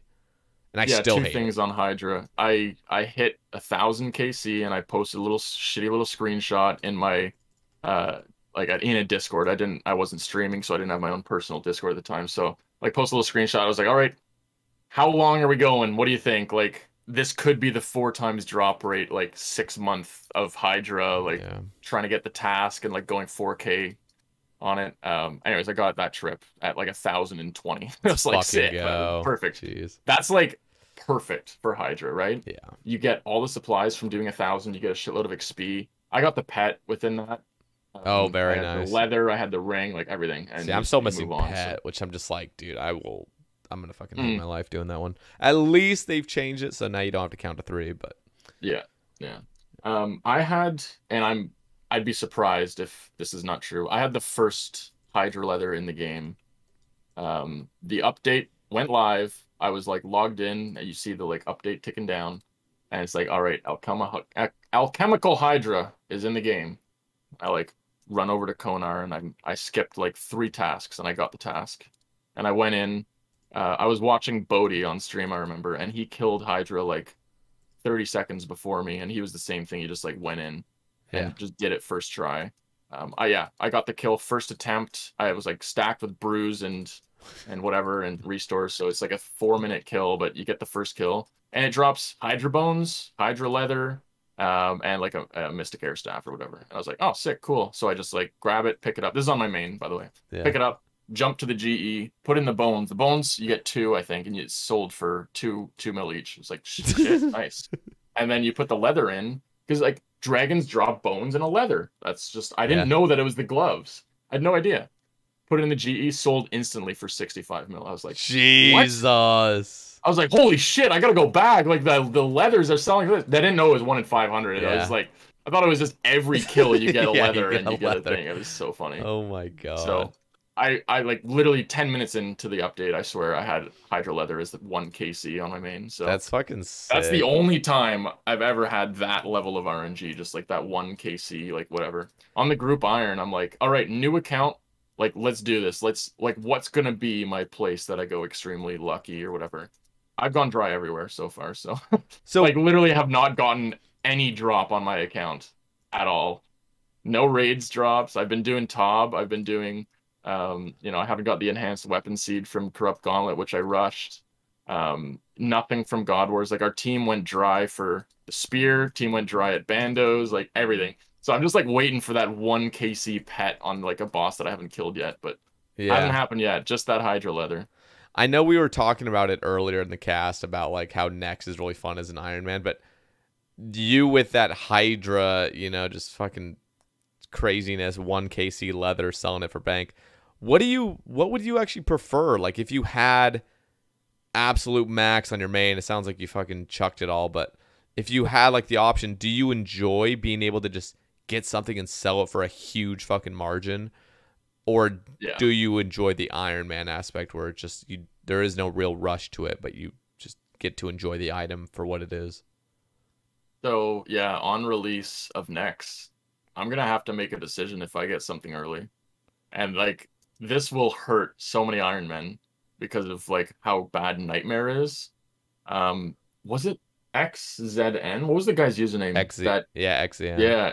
I believe he got an Inquisitor's Mace 5KC day or of some release. shit. Yeah, just stupid. On his hardcore. And he drop traded it. He dropped main. Yeah. I'm so positive that it was him. But somebody did that. And they drop traded their main and sold it for like max cash or something. But then you realize that it's like you don't have the mace yet, do you? I can't remember. No, I did. I got it. It took me nearly a year though of nonstop. Exactly. That's insane. Like we don't know the drop rates for next. And the drop rates were so much more fucked back then, like on week of release of Nightmare. It was like 1 in 20K for an item if you're in like anything more than a 10-man. Yeah. Like, He absolutely spooned. It was calculated, I think, due to like I think just based on like the first 12 hours of release that it was gonna take, if you wanted full item completion, it was gonna take like 6,500 hours. Yeah. Like, it was like actually fucked. Yep. Sometimes I scratch my head with updates and just like you actually have to wonder. Did someone QA this? Yeah, like you actually have to wonder. It's like they wanted something to be like a lottery. I understand that, but that is not like okay, yeah, you got what I guess that's what you wanted. You wanted something to be third age rates. Like a boss that's third age. It's just with something that's so niche too. Yeah. Oh my god. No, I've never had third age either. That's another one. Third age.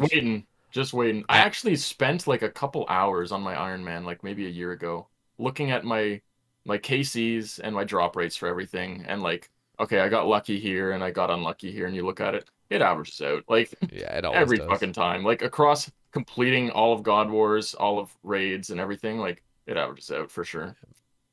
Which third is actually, age. I have to say, if you ever do get third age, like it is, fucking beautiful feeling. So unexpected. Like my first piece of third age was the third age kite shield. Oh, it's like the best piece too, right? Dude, I didn't even know what I was looking at because it's so unexpected. Like you never anticipate it. You just open a fucking hard clue and it's like, boom, it's there. I was in a Discord call with for those that know Secon and Amazin, the one that's always in Will's chat. Anyway, literally, Secon DN? What? Secon DN? No. Did you actually know that that's actually his last name is Secon? I always thought it was a play on words for Secon like DN. Suck on, yeah. Yeah. I just thought that was like what was going off, but it's genuinely his last name. I was like, shit. Oh, that's dope. No, I can imagine what the shock was. I fucking freaked out, and now I have an absolute addiction to it. And I've actually spooned third age, which you have 3 pieces, don't you? You have the like mage bottom and the plate body of some sort. Or something? Yep.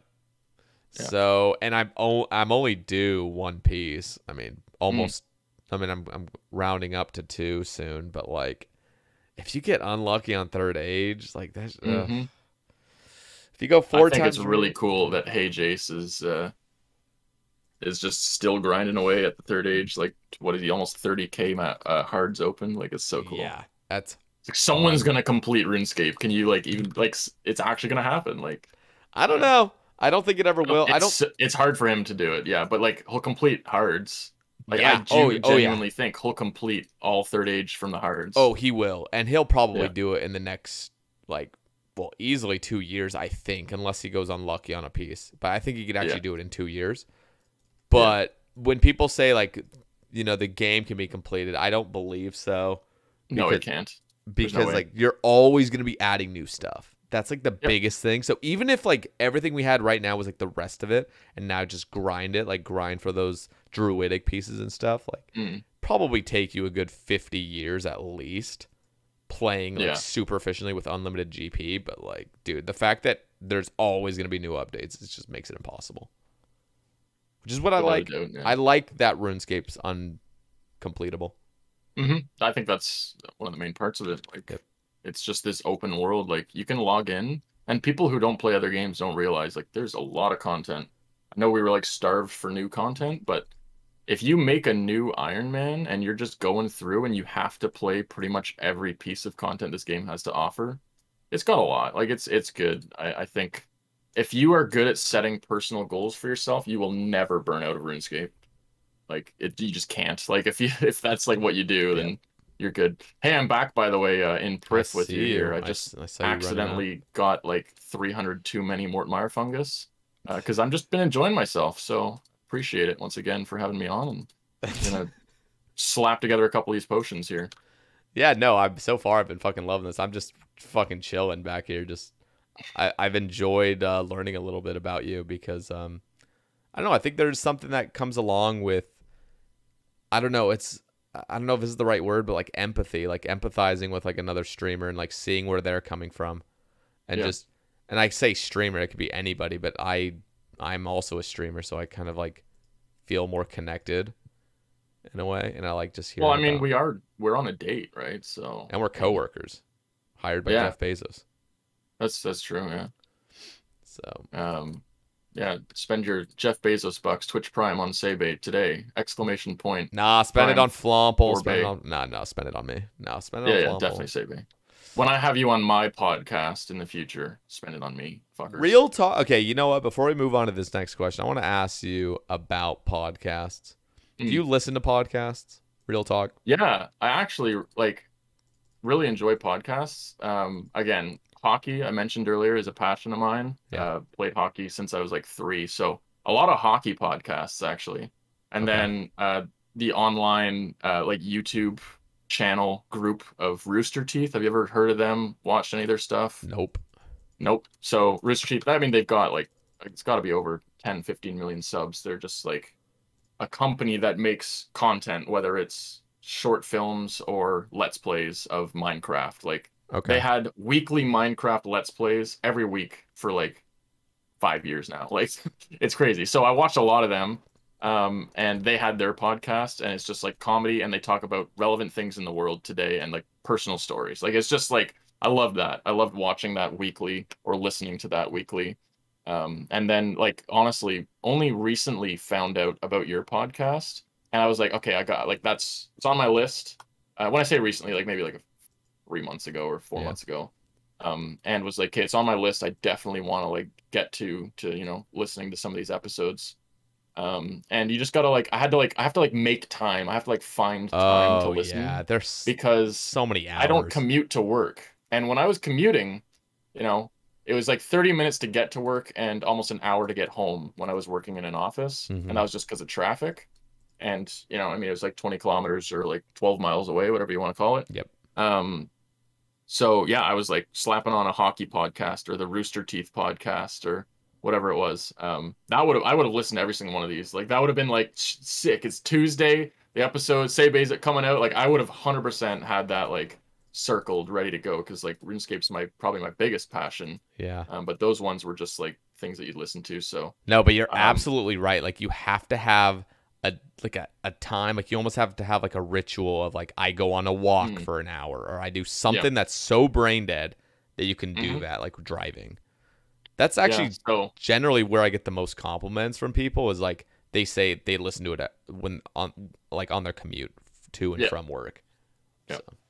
No, I've started listening to them like walking my dog, but I walk my dog and it's like 15 minutes. Yeah, it's you just can't walk get around the block, or it's I take my dog to the dog park and I let it run around, and then strangers are like, you just strike up a conversation. So I like take the headphones out and like I'm a social person. I'm also like I find it awkward to stand just you and another person in a field while your dogs are trying to bite each other in their friggin' faces, and you just don't talk to them. Like I don't know, it's just like it hurts me. People who are like who like don't have any interest in having a conversation like that. So definitely like. So the first time I listened to a podcast was the solo mission episode, because I just like I saw it was like Spotify on my phone. And I was like, all right, let's do this. I'm gonna listen. Oh, Solo Mission. Like I love his YouTube videos. Let me listen to that one. And I was like, this is like awesome. I love this. And I was like, it'd be cool to be on this one day. But I didn't think it would actually happen. Like I was watching. I was listening to your podcast the first time I like rode my bike in like 2 years. I moved out of my parents' house and moved into an apartment with my lovely caretaker and fiance. And I say that because she takes care of me. But and yeah, like I was like at her parents' house and was like, okay, I got to get in shape because I'm doing a charity fundraiser. And it's called well, it supports the Children's Wish Foundation. Um, I'm trying like not to dox myself because yeah, so it supports the Children's Wish Foundation, and it's basically you bike across Canada, but you do it in segments.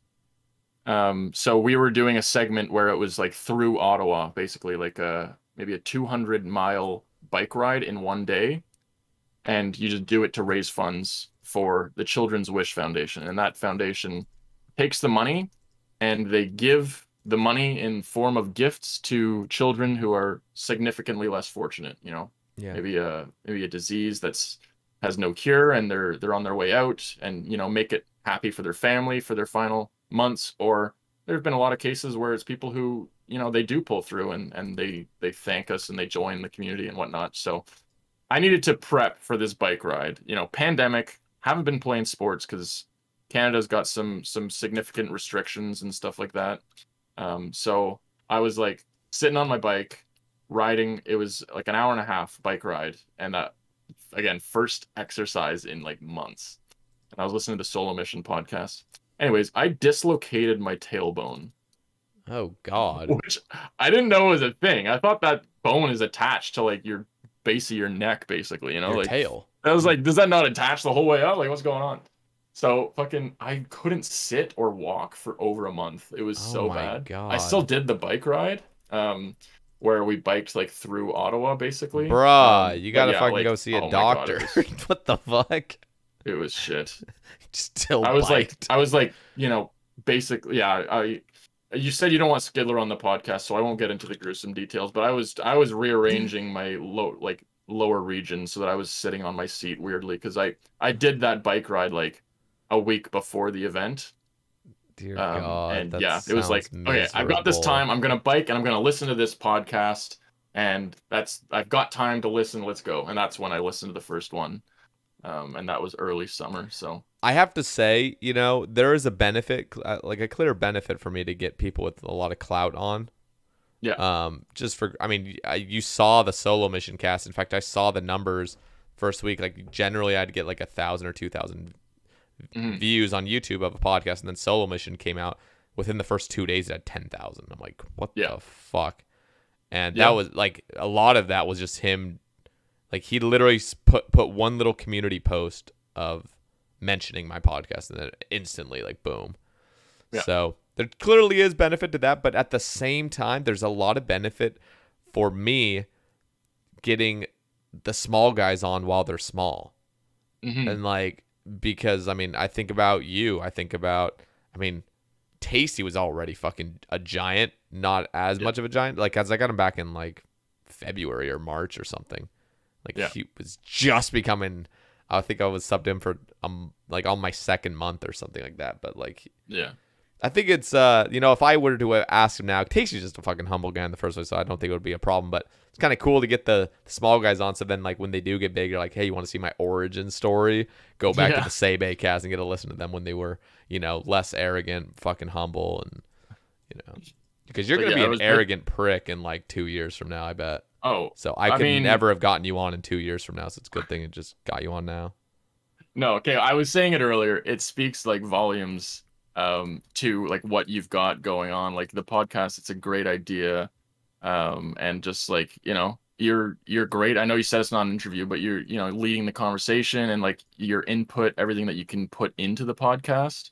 In that sense, like you've got it, you know, like some people don't have it, but you've definitely got it. And I think this podcast, like view count, success, everything, it's just going to keep going up, like for sure. Well, I appreciate that. And people, the fact that, you know, to me, it wasn't even a thought. It's just like, yeah, absolutely, I want to come on that. Like a lot of people think that, right? Even you said Skidler was like, yo, get me on that. Like, that was surprising, by the way. People want to, you know, so you've you've got it for sure, and keep doing it. I mean, yeah. Well, thank you.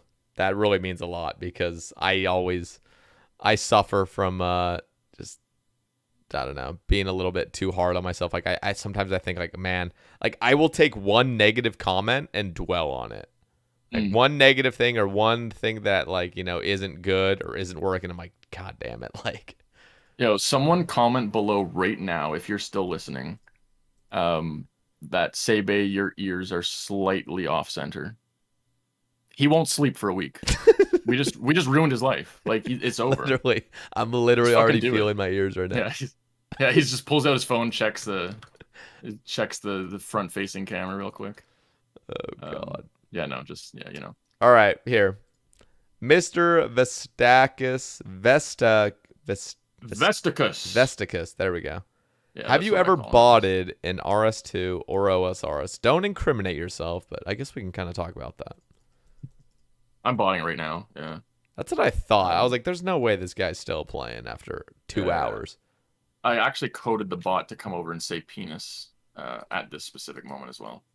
Yikes. So, no, so back in what would have been like 2008, my friend that played RuneScape with me downloaded a dungeoneering bot and a summoning bot. Was that 2008? No, it would have been like 2009 or 10. Anyways, yeah, so he like ran the bot for my account overnight for like a couple weeks. And that was like actual botting. Like that was like, it was doing it for you. And I was like, this is great, but I feel so guilty. Like I don't want to do it. And then, you know, the account's good enough. I was like, I'm not risking botting. Like, come on. So I've never had, like, I don't even know where to get a bot script, download a bot script. I definitely had my friend Gary, who wears a hood, click sometimes for me, but not really in like old school. Definitely before like RuneScape 3 came out, or EOC, whatever you want to call it. I feel like that was just standard. Everybody used Gary's hood to alk.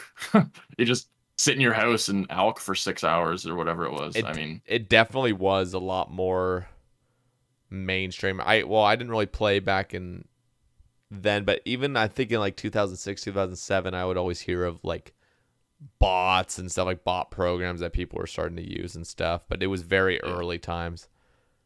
Now it just fucking sickens me. I mean, I think it would sicken anyone that doesn't bot to see bots around the game. It fucking sucks because it's just like, it kind of like removes the whole MMO aspect. You see these goddamn bots that clearly there's no person behind it. It's just a fucking robot. Yeah. And it's just like, it just sucks. Like I'll even go start thieving elves because I need to. Of course, that activity sucks balls. And like, they really need to fix that. One of the things they could fix is just make all pickpocketing left clickable. Quit making me right click. And I know the vast majority of people probably use a different client and just have it left click because you can't even be caught. But because I'm a streamer and I record everything I'm doing, basically, it's like I really am not risking any of that. And I've been banned before, so I know the consequences, and I really don't want to go through that again. So I do everything really legitly, and I will just say it sucks seeing somebody pickpocketing alongside you that's clearly botting. Whenever you open the door, they go and instantly shut it. They stop whatever they're doing, shut it. Like you'll just keep opening the door, and their bot programs them to keep shutting the door. Nice. Anyway, but yeah, no. I mean, I play the game for enjoyment and like the grind and like just, you know, chatting with someone on Discord while playing or watching a live stream and stuff like that. And to do it, like, it just takes me out of the world that's, you know, messed up around me. Like that's what I enjoy. I don't necessarily enjoy like coming back and being like sick. Like I got all this money now. Like you're just speeding up the game, and even like staking. If you win a couple bill at the duel arena, I said earlier, like it's not fun anymore when you get a Tebow split because you're like, well, that's only 200 mil. Like, you know, I made that last hour at the duel arena. I don't know. I don't like taking those shortcuts. It'll never feel. I did when I was younger, as I said, like, you know, Gary's hood, the auto clicker, it just clicks the same spot over and over again. Like I feel like everybody did that, but yeah, no, you wouldn't catch me. Yeah, you wouldn't catch me doing anything like that. It just doesn't interest me. Yeah, and I bet I don't know. It would be interesting to take like an honest poll, like to see how many players have botted before, because I'm certain it's over 50%. I'd say it's close to 100% of if you've ever botted before. Maybe, you know, of people who've played Yeah, but for their whole I lives. don't like, even it's know. I don't 100%. want Like, I don't want to say too high because then it's like, oh geez, but yeah, it's definitely Well, got to be so the majority. I currently have somebody that I know of that has a botted account, and it's a real fucking problem. They don't care. Like, they don't really enjoy the game. Clearly, See, they're just doing it. That's the real issue about it. levels. It like ruins the community. It kind of taints. I don't know. It's like people that don't even care for the longevity of the game or care about its health, like they will bot, and it's just clear like you don't fucking care because you're doing something that's clearly damaging to the game.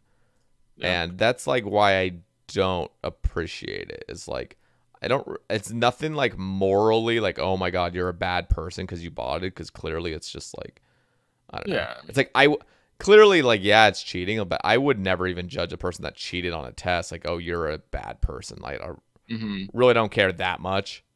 But it's just the fact that like you don't care about the game that I like, and I wish you would show some respect by not botting or not, you know, buying gold, selling gold and shit. Because clearly it's damaging slightly to the game, you know. Who knows how much it's damaging, but clearly. I mean, if you're an Iron Man, it's like, whatever. It doesn't really affect you, but as a main, yeah, it affects you a bit more. But yeah, as I was like, I have someone that I know who, like, they have a hardcore Iron Man that is nearly maxed from botting.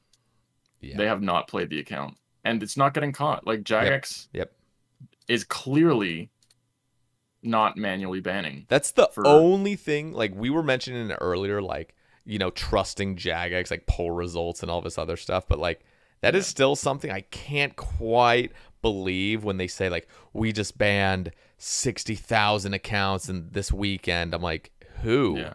And then you hear no one, right? You don't hear of like anybody who got banned. Like, no one on your friends list. You're like, I still see the same bot here on this world. Who did you ban? Who are the? Yeah. So that's like the one thing. But then again, maybe it's fucking accurate, and that would be absolutely mind-boggling because of just how much they are doing, but how much I just don't see of it. So as a company, they ban bots, they make less money. Straight up. There's no way around it. Bots are buying bonds or buying membership, and that's just what's happening. But I feel like if they banned them, then they would remake and spend money again, but I don't know how it works. But yeah, it's just an endless war because there's money to be made. Like, it's just endless. Yeah, no, for sure. I don't know. I mean, I'd like them to ban more bots, but the ones that are like, I guess bot there's farms. Yeah. There's like bots that like do it for real world trade, and then there's bots like people that are just botting to progress their account because they think that'll be fun. Yeah, but yeah, I guess I'm talking about like, if you're farming. botting to like progress your account, like slap them with a month ban. That'll teach them. Yeah. 2-day ban, they'll take it. Whatever. I'll bot again.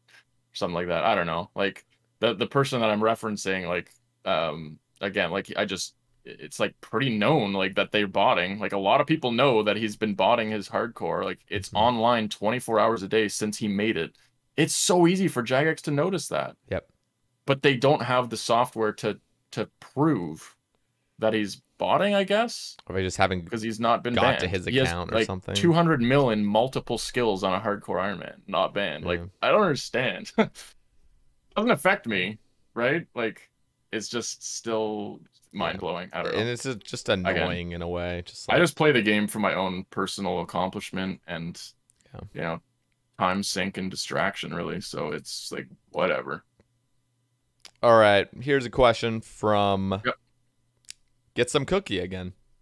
Oh, what a man. What an absolute unit.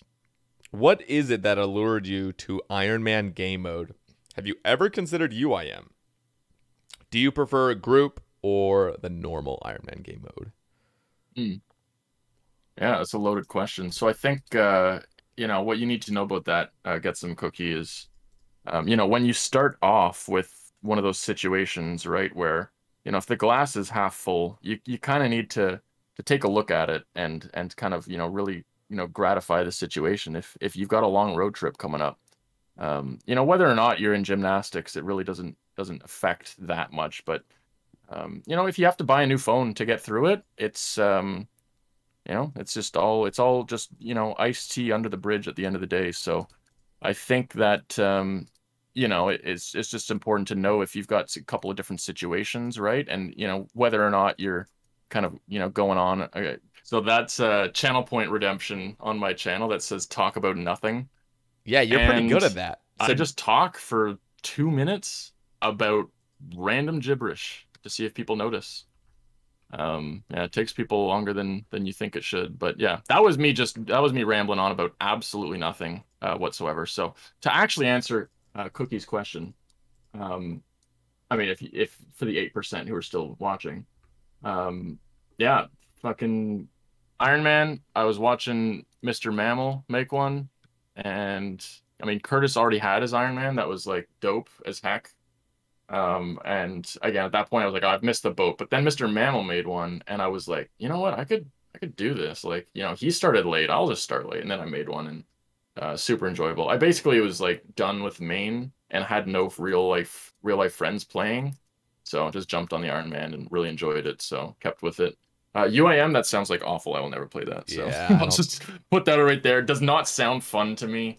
It does not. And even at like, you know, both you and I, Sae Bae, were like, we played this a long time. Like, feels like this is my last account, right? Like the regular Iron Man, but then Group Iron Man comes out, and I just don't know. Like, will I have my Group Iron Man at like 2100 total, like end game Iron Man? Like, can I be bothered to redo all the skilling grinds on that, or should I just go back to my real Iron Man account and do it there? Like, you know, I don't know. Yeah, this game is so fucking time consuming. It's hard to like.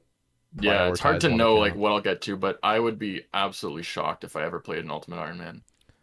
Yeah, So, it would have not to interested. literally just be for content, not Yeah. actual enjoyment. Just like, I mean, no one's gonna want to watch me playing an Ultimate Iron Man. Like, come on. nobody's gonna want to play Ultimate Iron Man. Okay, I gotta stop talking. People are gonna fucking hate me for saying that because I kid think around. it's great that people enjoy it. Like that, Yeah. you know, it's a cool idea. Real It's just not talk, for me. those that can enjoy it, a fucking shout out. But that looks, again, I can't really talk because I've never really tried it. But it just looks like worse. Just Yeah. every aspect of it's worse than normal Iron Man. Mm-hmm. Yeah, slower. Like, I enjoy this game by like doing bossing and PVM and like raids and whatever with friends, and like it's just slower. Like, you finish the TOB and you see them go and like do all this prep to do another one. I'm like, bro, I just want to Obnoxious. relax and put no mental effort into if I need to like decant these potions or And you gotta can't go buy some things collect. from the Warrior Guild. Like, I don't know. The coolest part about Iron Man, well, one of the coolest parts is just being able to collect things. You Yeah. can't do that with Yeah. Ultimate Iron Man hardly.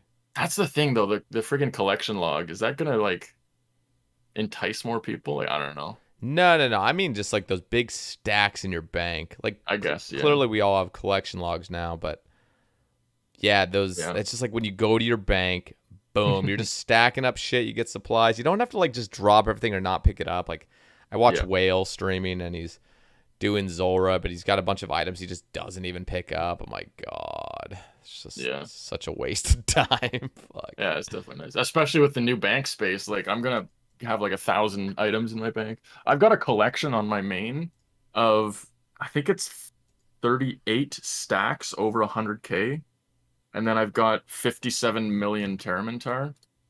Fuck. Trying to get to 100k stack of that. Slowly working on that with the community's help. Everybody's got an offer in for 1 GP Terramintar, and they buy instantly every 4 hours. 7k limit. So I was like, I'm gonna have 100 million stack of Terramintar, and it's not mine, it's the community's. I'm not gonna ever do anything with it, but Watch it dope. randomly wield just it have too, a eh? use and it goes Terramintar. up to like 5 GP and you've made a fucking 500% fucking profit. I would never sell it. That's the thing. Like, you know, maybe if it was like some crazy new use for Terramintar, they go up to 100 each, and I've made 10 bill. Like, sell it and just like give all the money back to the people who fucking gave it to me in the first place. 'Cause Or I've got a just ghost tracker on them. who's giving me how much. So Or just ghost them. Be like, what? yeah. Who's? yeah, what are you talking about? I don't remember any Terramintar. Yeah, it had the climbing boot effect of 2010. Again, I don't think you weren't playing at that time. Nope. Do you know what I'm referencing, or? Nope. Is it climbing boots got turned into rock climbing boots. Oh. They just gave them a 76k alc value overnight. What the Yep. fuck? So Some people had 300k stacks because they were collecting them. They were like 10 coins each. So they collected all those. And they gave them an ALC value of 76k. Holy shit. Yeah. I did not know that. Game breaking, wow. yes. That was insane. Remember so if you Tebow actually go bush? to the GE in this game and you look up rock climbing boots, they're there for 76k. You can't buy them. Wow, interesting. It's just an homage to their ridiculous idea. And it was definitely like Sir Pugger, like inside job. All the J mods told their friends, and all their friends like stocked up on them before they did the update. Like, wow. There was a big conspiracy behind it for sure. Fucking weird. That Tebow bush, by the way, I remember I like woke up and it was already in the phase where they were rolling back the servers or whatever. Because I wasn't there for like the actual part of it, but I just remember there was a guy in a Twitch chat that said he had sold like 5 Tebows and real world traded it. And I'm like, and nobody knew. Like, he did it so early on. Like, nobody fucking... Yeah. It's like, I wonder how many people abuse that. Just, like, randomly just picked up a bunch of Tebows and fucking, like, dipped within the first 20 minutes before it was even known. If you just, like, were walking through the forest north of the farming guild and you see a Tebow on the ground, you click on it to pick it up. If he's an Iron Man, you'd be like, what the fuck? Like, would you even click on it as an Iron Man? Were Iron Man able to pick them up? Yeah. They were, right? Yeah, they were able to pick it up. It was an item spawn, like. Oh yeah, so it wasn't saying a different player dropped it or whatever. Yeah, so I probably wouldn't even click it. I'd just be like, take a screenshot and watch it despawn. And if it didn't despawn, then you realize something's going on. Yeah. But you'd pick it up. You wouldn't hop worlds to see if it's in another world, would you? Like, you just think someone dropped a Tebow as like a joke. I don't know. That's wild to me. Yeah, it is like so fucking weird. Yeah. Yeah, that rollback. Dude, rollback scared the hell out of me. Even a 2-hour rollback would just be like right now. I'm thinking I've been smithing this whole time. If there was a random 2-hour rollback, I'd be so fucking demotivated. I'm like, are you kidding me? I got to do all this shit again for 2 hours. Yeah. So I got to re-interview Flomple. Like, fuck, that's the worst. Yeah. Okay, here's a random one. How sore was your ass after the Kree in a tree stream? What was that? So I did a stream where I put my entire PC setup in a tree 10 feet off the ground in my parents' backyard. And I sat on a branch, like straddling it, like one leg on each side of the branch that was probably like a foot, like circumference, whatever you want to call it. And I streamed killing Armadillo mass. So Kree in a tree. I've done Tom in a tub. I've done Kree in a tree. I've done Sire in a tire, where I wore a like full-sized tire for a car around my body, and every 25 subs I put another tire on. So by the end of it, I was being crushed by 4 like car tires while killing Sire for 8 hours. Jesus. What's the next? Yeah, like, what's one you haven't done? A ton of ideas for that. I want to do one of those themed streams every like month. Yeah. It's just gotten away from me. I was so busy this fall that it's just like, it was a lot of prep. Like doing the Kree in a tree, that was like, I spent a day buying things for it, and then I spent like a couple hours setting up my setup in the tree and like fucking. Anyways. So yeah, when's what? Or I don't even want to ask this one, but what's the next one gonna be? I don't even want to. You know what? Maybe I should just not ask. So I've got a few ideas. I've got Callisto at the disco. Okay. Put a disco ball behind me, play disco music, maybe slap on an afro, do stuff like that. And then also Zilliana as a banana. That'll be good. I've got a banana costume. I already bought it. It's ready to go. Okay. But yeah, you gotta like, just wearing a banana costume, that's not enough. I gotta like brainstorm some ideas, like get some good shit going on here. Mole in a hole. I genuinely want to do a stream where I take a shovel and I dig like a 10-foot hole in the backyard of I don't have my own house with a backyard.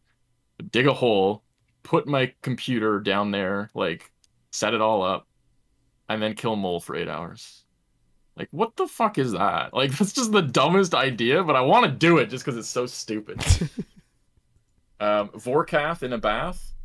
Thinking of getting a hotel room with a really nice like bubble bath. Shit. And just streaming wearing a bikini in the bath. Yeah, we got some ideas. And then there's some community ideas that have been given. Tombs of a Masket in a basket. That's like, Okay, yeah, that sounds good. make a human-sized basket. Like that'd take me a while to make a fucking basket that big. Oh, I've also done cocks in a box. I did a 24-hour stream of being in a box inside another box. So I made a box that was 10 feet by 10 feet by 10 feet, so a cube. And that was out of like cardboard that I saved for 2 months. And then I was also wearing a box as like a costume, and I had a helmet that was made out of a box, and I did chambers for 24 hours. I only lasted 18 because I accidentally, on like hour 4, grabbed a bag of chips out of the kitchen and ate like a handful of them.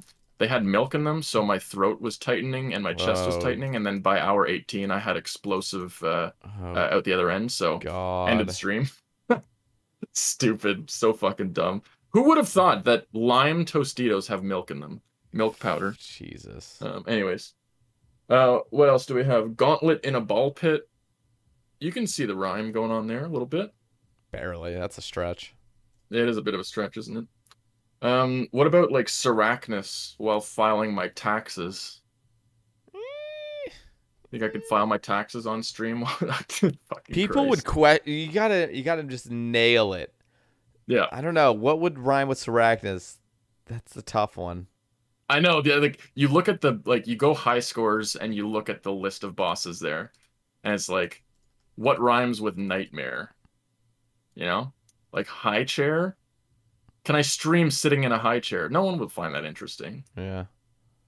The other one that I got drinking is, a light Zuck. beer. I don't fucking know. Sorry, what did you say? I was gonna say nightmare drinking a light beer, but that still doesn't rhyme exactly, and that's kind of weird. I know. Because you're not. There's you gotta only be so in many that are something, good. I could do Serb on the curb. I don't know. Let me sit on the side of a street. Let me ask. So, and you've already, I think you addressed it earlier, but just to reiterate, when do you stream normally so people can catch you? Because I'll have it linked in the description for those wondering. Nice. Seriously, like real talk, you do have the most interesting stream on the OSRS category right now. Just like those weird ass streams nobody else does. So you definitely got something going. So for those that are interested in catching your stream, when do you normally stream? Yeah, so weekdays I work 9 to 5. So I take the dogs out after work and have a quick bite to eat sometimes, and then I stream like 6 until 9 p.m. and that's Eastern Standard Time. Okay. So Canada East, whatever, US East as well. So that's 5 hours behind GMT. So it sucks because it's like starts at 11 p.m. for the British. There's some DGens though out there. You can catch it. Yeah, I mean, there's some that are still up for sure. But like, if it was, if I was a full-time streamer, I would start earlier for sure. I'd probably start at like 2 Eastern and stream till like 10 p.m. Eastern. But again, that would have no time to hang out with the fiance or anything like that. Walking the dog. You'd have to stop the stream 4 times to walk the dog 4 times in that time. We got a puppy 2 years ago, so Penny is the star of the stream. She always comes in and visits, and I turn the webcam on her, and she's cute as heck. Very cute. But yeah, weekdays usually start around 6. Sometimes recently I've been working late, so I start later and stream later. But and then on weekends I'll stream on Saturdays. That's starting at like 2 Eastern, and then Sundays, if I don't have anything planned with like family or whatever, then I'll stream again like at like 2-ish. The best way to know is just you follow on Twitter, or I've got a Discord, you can jump in that, and I've got you can do those little roll reactions. So I've got one for like Chambers of Zarek, one for Tob, one for whatever. So you can do like at Chambers of Zarek, and it only tags the people that have chosen to receive that notification. And in there I'll be like at stream changes, like that's the role that people can subscribe to. They've got like 50 people that are sub to it. And I'll say like, hey guys, like stream starting an hour late today or whatever.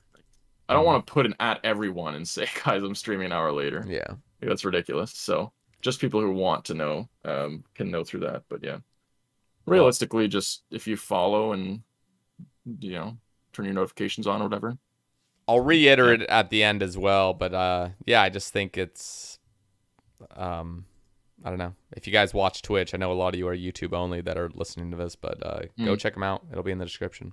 Here is a question from Behemoth. I have to read it because, you know, I'm getting Behemoth on soon, you know, in the next few weeks. So we gotta show, you know. Anyway, he asked, is it legal to date your sister in your state? Also, what future plans do you have for rhyming content, which we already covered? So yeah, I guess we'll just cover the first one. Yeah. So I think, yeah, it must have been Behemoth started. You know what? No, I think it was me. Carolyn came on stream. Again, Carolyn's my fiance. She came in and she's like, you know, she's not afraid to like show her face. She's actually done stuff on stream before. I take the dog for a walk and she does like rune crafting for me, like on stream. It's hilarious. Of course, she gets showered in bits and subs and stuff while she's on. But she's really good with the chat and like keeping people engaged while I'm walking the dog or making dinner or whatever. So at one point I just said like my sister and blah blah blah as a joke. Of course it gets clipped and sent to Behemoth. Oh my god. And Behemoth just made it a thing. So I have emotes in my channel that say like not my sister. I had a stop sign that said sis with like an X through it, and we'd spam that. Like people, you know, yeah, you get like the new viewer first message thing. Yeah. They come in and they're like, "Where's your hot sister?" And then we just reply. Everyone was like at new viewer, like not my sis. They spam the emote. Oh my god. Yeah, it got carried away for sure, and I was like, Carolyn, like I don't think you like this like attention, like so we tried to put an end to it by making those emotes to spam, but fucking Behemoth posts on his. When did you start your iron and what are your future goals for it? I think I'm gonna expand on this as like what also are your future goals for your stream? And then secondly, do you have any feet pics from Tasty and why haven't you leaked them? I'll send you a picture of Tasty in your Discord DMs, Sae Bae, and you can choose to put it on or not. Fuck yeah. Just kidding. But damn it. Okay. I have it somewhere on my phone. He was taking a shit and he sent me a Snapchat of him naked on the toilet. But the perfect camera angle that you can't see anything that you would probably want to see of Tasty, you know? I'm pretty sure his feet are in there, so that would count, but no, Tasty is quite an interesting fellow, and it's Tasty Life. Yeah, Tasty Life. I mean, we're gonna call him Tasty for sure. I'm gonna call him 7-asty. Yeah, more like 7 loser. Am I right? Just kidding. Love you. What are your future goals on Iron Man? Yeah, so I've got all my gear, and I alked my Dragon Warhammer because it was my birthday and I did a 1 through 28. I said if I hit 100 subs on the day, then I would alk one of my 28 like best items. And I kept the T-bow and scythe out of it and said I'll add them in at like, 500 or something like that. Like I didn't want to alk those 2 items. So it was still like every item that I alked is going to be a lot of time to get them back. Warhammer got alked. Got to get that back.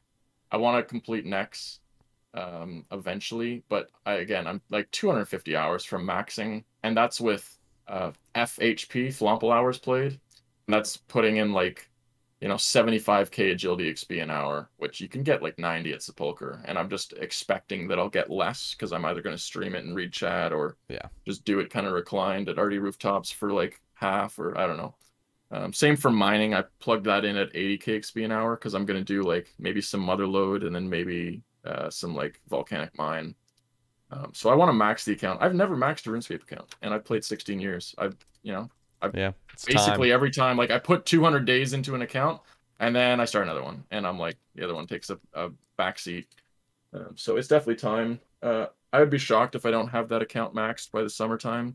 Like 250 hours, like I can do that, but again, just busy lad, and then. After that, yeah, just gear. I want to have every piece of PVM gear. I think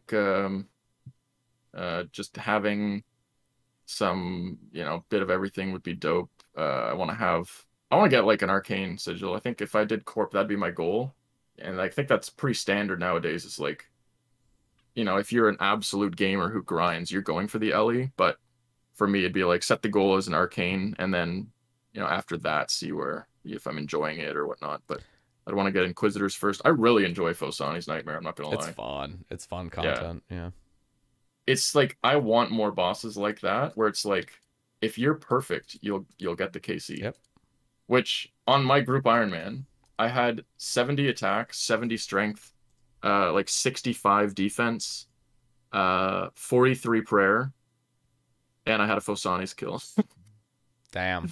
Yeah, that's cool. I still have it here. I'll type it in game. I think you're probably using Runelite. Yep. KC Phosani and then beast. PB Phosani. You ready for it? Boom, 20 minutes. Jesus Christ. Dragon Mace whacking the pillars is faster than Ivan's. Wow. It took me 3 attempts. But yeah, like I love that you can do it on a low account. It's not efficient. Yeah, it's cool because it's just there's skill. No like it's DPS the same check. Yeah, right? it's the same thing with Inferno. It's like if you're good enough, you can do it without. I mean, look at exact 40 fucking combat Inferno, one of the greatest gaming feats of all time. Yeah, no, it's great. I love stuff like that. Which I'd like them to put out more bosses like that, where it's like you can take part in Tob at like 80 combat. You're taking part. You're doing like 10% DPS on each boss compared to the, 50 you should be doing with the scythe. But yeah, like I think it's pretty fun that you can. I like those little challenges. I wanted to do Corp on the Group Iron like weekend of release. We were gonna have Rune Spears and Arclight and just spec its defense down to 0. It's still gonna hit with Mage, but you can bank. Like you can have 5 people in and just bank between. Like it was totally feasible, and I had calculated out the route to do it and everything. And my teammates flopped and were like, "I'm not interested." We've actually done it since then. We did it like 3 weeks into release, and they're like, "Holy shit, this is so easy." I was like, "Yeah, we should have done this right away. It would have been content, man." Yeah. Like, it's a lot of fucking hours though to grind out like an actual sigil though. Yeah, for sure. I want to I'd do it, but I want to quickly just interrupt because speaking of like those pieces of content like Phosani's where you can just do it with skill base, just like, if you're skilled enough, you can do it at any combat basically. I think I don't know what I was watching. I think I was watching Shroud or something like a week ago, and he's playing New World, I think, and something about like how like not everything should be catered toward early players. And I just remember thinking like, damn, so many MMOs are so much different than RuneScape. Like RuneScape is not about, I don't know. I feel like RuneScape is so different than every other MMO where it's like where it comes to PVM, where like, again, I don't really know because I don't play them, but there's no way it's rhythm based, It's more like know what abilities to use at this time, know how to coordinate your teams or whatever. With RuneScape, it's like you being talented is a matter of like your natural rhythm and understanding like weird ass arbitrary mechanics that's found in no other game. And it's just really strange to me to think like, I wonder what it would be like to have never played this game ever. And then let's just say I was a master at other MMOs. And then somebody's like, okay, play this game, like play RuneScape and beat the Inferno. This is the hard thing. I'm like, dude, it's so different because it's just rhythm. It's like you're just not used to it in every other game. So I wonder if that's like a deterrent for some players to ever get into this game because it is just so much different. Where like skill is really just rhythm based, and I don't know. It's just a weird thought that came into my head. But no, I think what do you think? Do you play other MMOs? Do you see that podcasts as well? And I can't remember if I was thinking it or you mentioned it, but like Guitar Hero. Yep. If you're good at Guitar Hero, you're good at RuneScape, or vice versa, right? Like prayer flicking. Like you have to practice prayer flicking, but if you don't have like musical rhythm skills or whatever hard coded into your brain, like you have to work to get that skill of one tick flicking or of seeing there's 2 minions of bandos like attacking me off tick and you just off tick them or like whatever. Like it's a unique mechanic. I don't think it's in any other game that you just need to. You either have it or you need to practice the shit out of it to get it.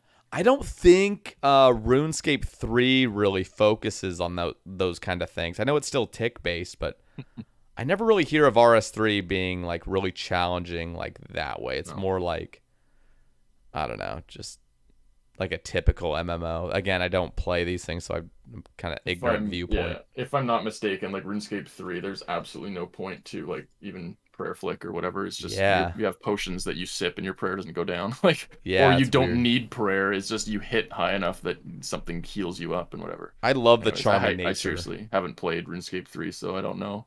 I love the charming nature of old school, and I never wanted to Yeah. change. I never wanted to go down those roads. I like how unique it is. It's just so different. Yeah. So what about HD plugin? Do you think that's like I think even if you don't use it, yeah.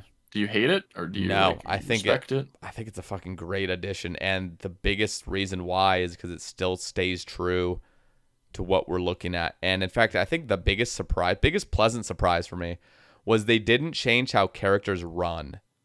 Yeah. Or like move, like when you're standing still. Something that just fucking pisses me off in RS3 is when the people are stood still, but they're fucking swaying like 2 feet, like side to side nonstop, and their arms are like 3 times as long as like normal human arms are. Yeah. And yeah, and it just looks weird. How they run is just obnoxious, and so I'm glad they really kept true to like the animations and everything, but they just made it look really nice. I think 117 is a fucking genius. Yeah, and I'd love for Jagex to, make their own HD plugin or work with 117 and slap it in the game. Just like literally just a toggle, put on this little texture pack thing, and even like those UI things. What is it called? I've got it right here. Resource packs. Have you ever used those? Do you use them or whatever? I don't use them. Reskins your interfaces. I really love how the 2007 interface looks. I don't want to even change it. Yeah, so but I respect people. Mine's the regular one as well. But I think like add that in the game. It's an optional thing. Yeah, customizable. The only problem is like you don't want the game to look unrecognizable to a new player. Like you want to be like, oh, that's RuneScape, like right away. Yeah. And I think that's what the 117 plugin does. It's like you still know exactly what you're looking at. It just like looks cleaner, smoother. There's some nice shadows. I think Jagex was a little nervous because of that, and that's why they had that immediate like shut it down basically because without knowing it's kind of scary. Sorry, yeah. I keep jumping in. I'm like, God. You're totally good, dude. It's a Sae Bae cast. Interrupt me all you want. It doesn't matter. I think they're scared of the community. Like I genuinely think Jagex is just like terrified of community backlash. So with like the HD plugin, they were like, no, like we can't have that because people are gonna hate it. And then they realized that everyone's like, what the fuck? 117 worked on this so hard, let them have it. And then they realized like, oh, people want it, okay, you can have it. Yeah, no, that's what I kind of think.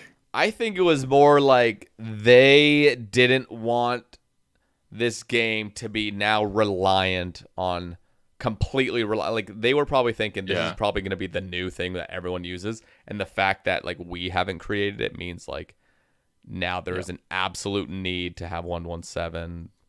But I'm actually very surprised with how balanced the community is kind of split, at least streamers wise. Like half of the people seem to use HD, and then the other half still stick with just normal GPU or just the normal game. And I think it's just a good balance. Just like there's an option for it, and it looks relatively similar in a way. It looks a lot cleaner, of course, but I've been really enjoying the wintry HD plugin. It's fucking cool. My computer's snow on shitty. all the trees and all the grass. It's like, man, I love this. It brings you those cozy vibes. My computer's too shitty to run it nicely, especially in Perif or my POH. It's just horrible. Oh yeah. So. Yeah. Well, shout out to the stream because the first the bit of money that I made like went to a new webcam, and then it went to a new microphone, and then eventually I was able to save up and get like a really powerful PC. Really just reinvesting everybody's money to like bring them the best experience. So I got a nice PC that can run it no problem, and I mean I'd highly recommend if there's any graphics cards left out there and they're not being used for Bitcoin mining, I'd recommend you eventually upgrade for sure. Come on, day of release next HD, like friggin' 300 people in the room, everyone dying, like you want to capture those deaths in mega HD 4K quality. I think generally speaking, like I like the look of 117, but it's something like I can't keep playing that way. Yeah, it's just something like it's just a little bit unfamiliar to me. And who knows, maybe if I played it enough, I'd just get eventually just addicted to it, like I do with most things. But I always end up wanting to go back to GPU mode, just typical GPU, where it's just very simple, clean. I know for me on the HD plugin, I tinkered with the settings right away to make it look less, fake, and it's so shadowy, so dark, and like all those things. Like it's at a nice medium. It's like that's what I would have to do too. HD, but like not super HD. Like it still looks very old school. But if you put the generic settings on, it's like some places are unrecognizable almost. So not like unrecognizable, but it's a huge difference. Yeah. So let's go back. I know I don't even know how we got to that point. I don't even remember why I interrupted or what was. Oh, I think I can remember. Here, let's go back though. And I want to ask you, what are your goals for streaming? And I'll just say, let's say 5 years. Like, what do you hope to have achieved in 5 years? What is your vision? So I definitely right now I'm streaming for like the enjoyment of it and trying to keep consistent with the schedule. Again, working the full-time job. If I quit my full-time job right now and streamed full-time, I would be able to like make ends meet for sure. Yeah. But I just need to be true to my family that I'm starting here with my fiance. Like I want to make sure I've got consistent money coming in, and just the mental part of it too. Like if I fail as a full-time streamer, which I don't think I would, I think I'd be able to make it work. Like I've just thrown away a really good job where I have a good fit and I'm enjoying. So if I didn't enjoy the job I'm working right now, I'd quit and be a full-time streamer like right away. So that's the thing. Like my goal definitely would be to be a partner on Twitch. I had some months where I had about 70 average viewers that were consistent, and then Group Iron Man came out, viewers dropped significantly. Yeah. And I was like, you know what? I just want to stream what I want to play, and that's the early Group Iron Man game, like not as exciting for other people to watch, but I try and keep it exciting with with what I'm doing on the stream, like the the crazy gimmicks and showing card tricks and like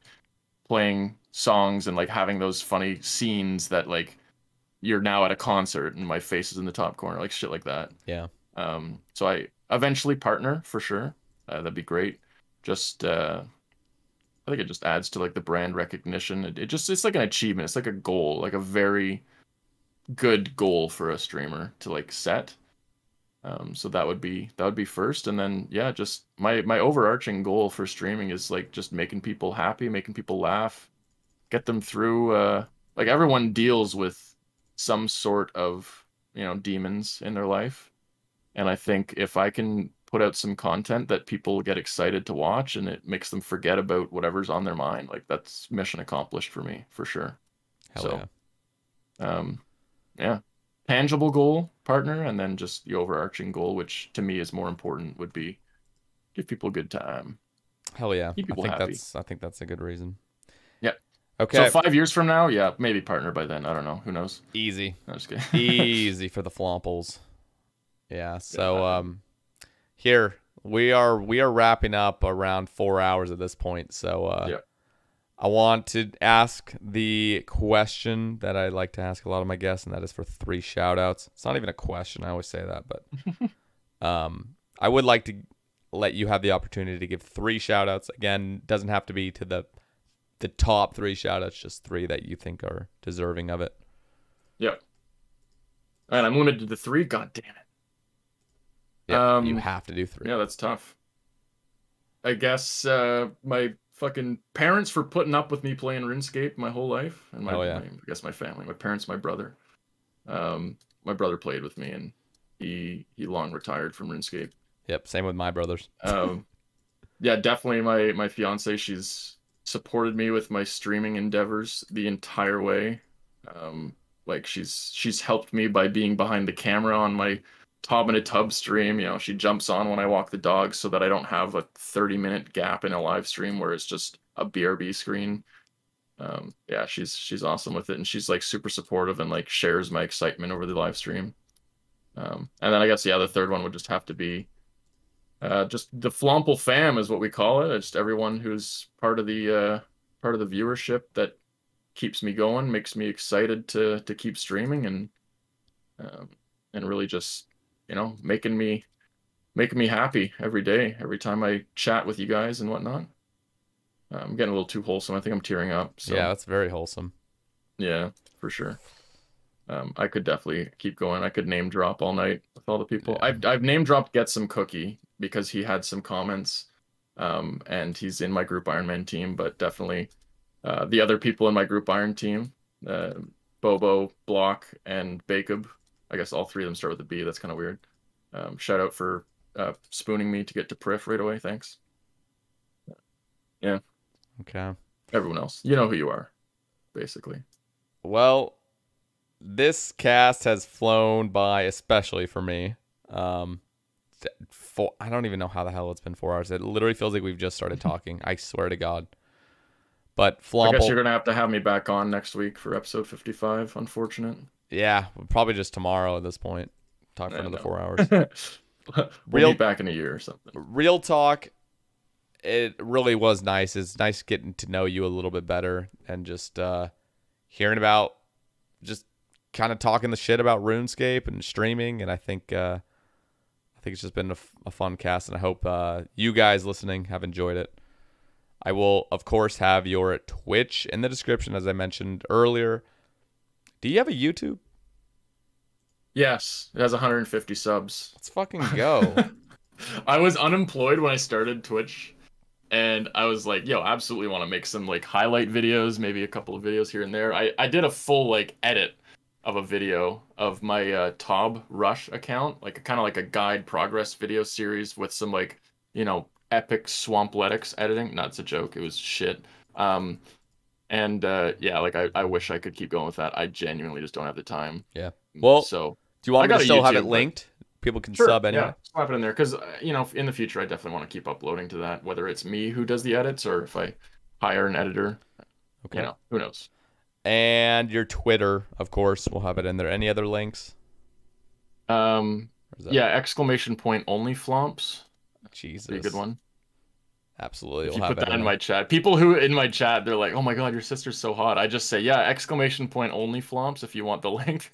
What is it linked to? And it just immediately the Nightbot says, "Bonk, go to horny jail." You should have it linked to one of my moderators made my ! OnlyFans. Just go to the Rick Astley. Yeah, that's perfect. Yeah. Mine is ! Song, and it returns a thing that says like Songbot has found the song you're currently listening to, and it's Rick Astley. So same thing, but like so many people fall for that. They're like, what's the song? And I'm like, ! Song. God, they don't get how these bots work. All right, well, I've had a blast. Definitely we're gonna have to get you on a year's time. That's the other thing, is like I have so many guests planned, and I have so many repeat guests as well, that it's just like, damn, we're gonna have to fucking start squeezing some time and start doing 2 casts a week. But 2 casts a week, let's go. Yeah. Anyway, guys, thank you guys for listening. Next week, as I mentioned, Skidler will most likely be on the cast. We haven't set up an exact date yet, but it's sounding very likely. If you've stuck around this long, here's some other guests that are potentially going to be coming on in January. Mod Aiza, potentially, and Behemoth, potentially. So, again, not set up at all, but definitely in the works. So, thank you guys for listening, and we'll catch you in the next one. Peace. Thank you.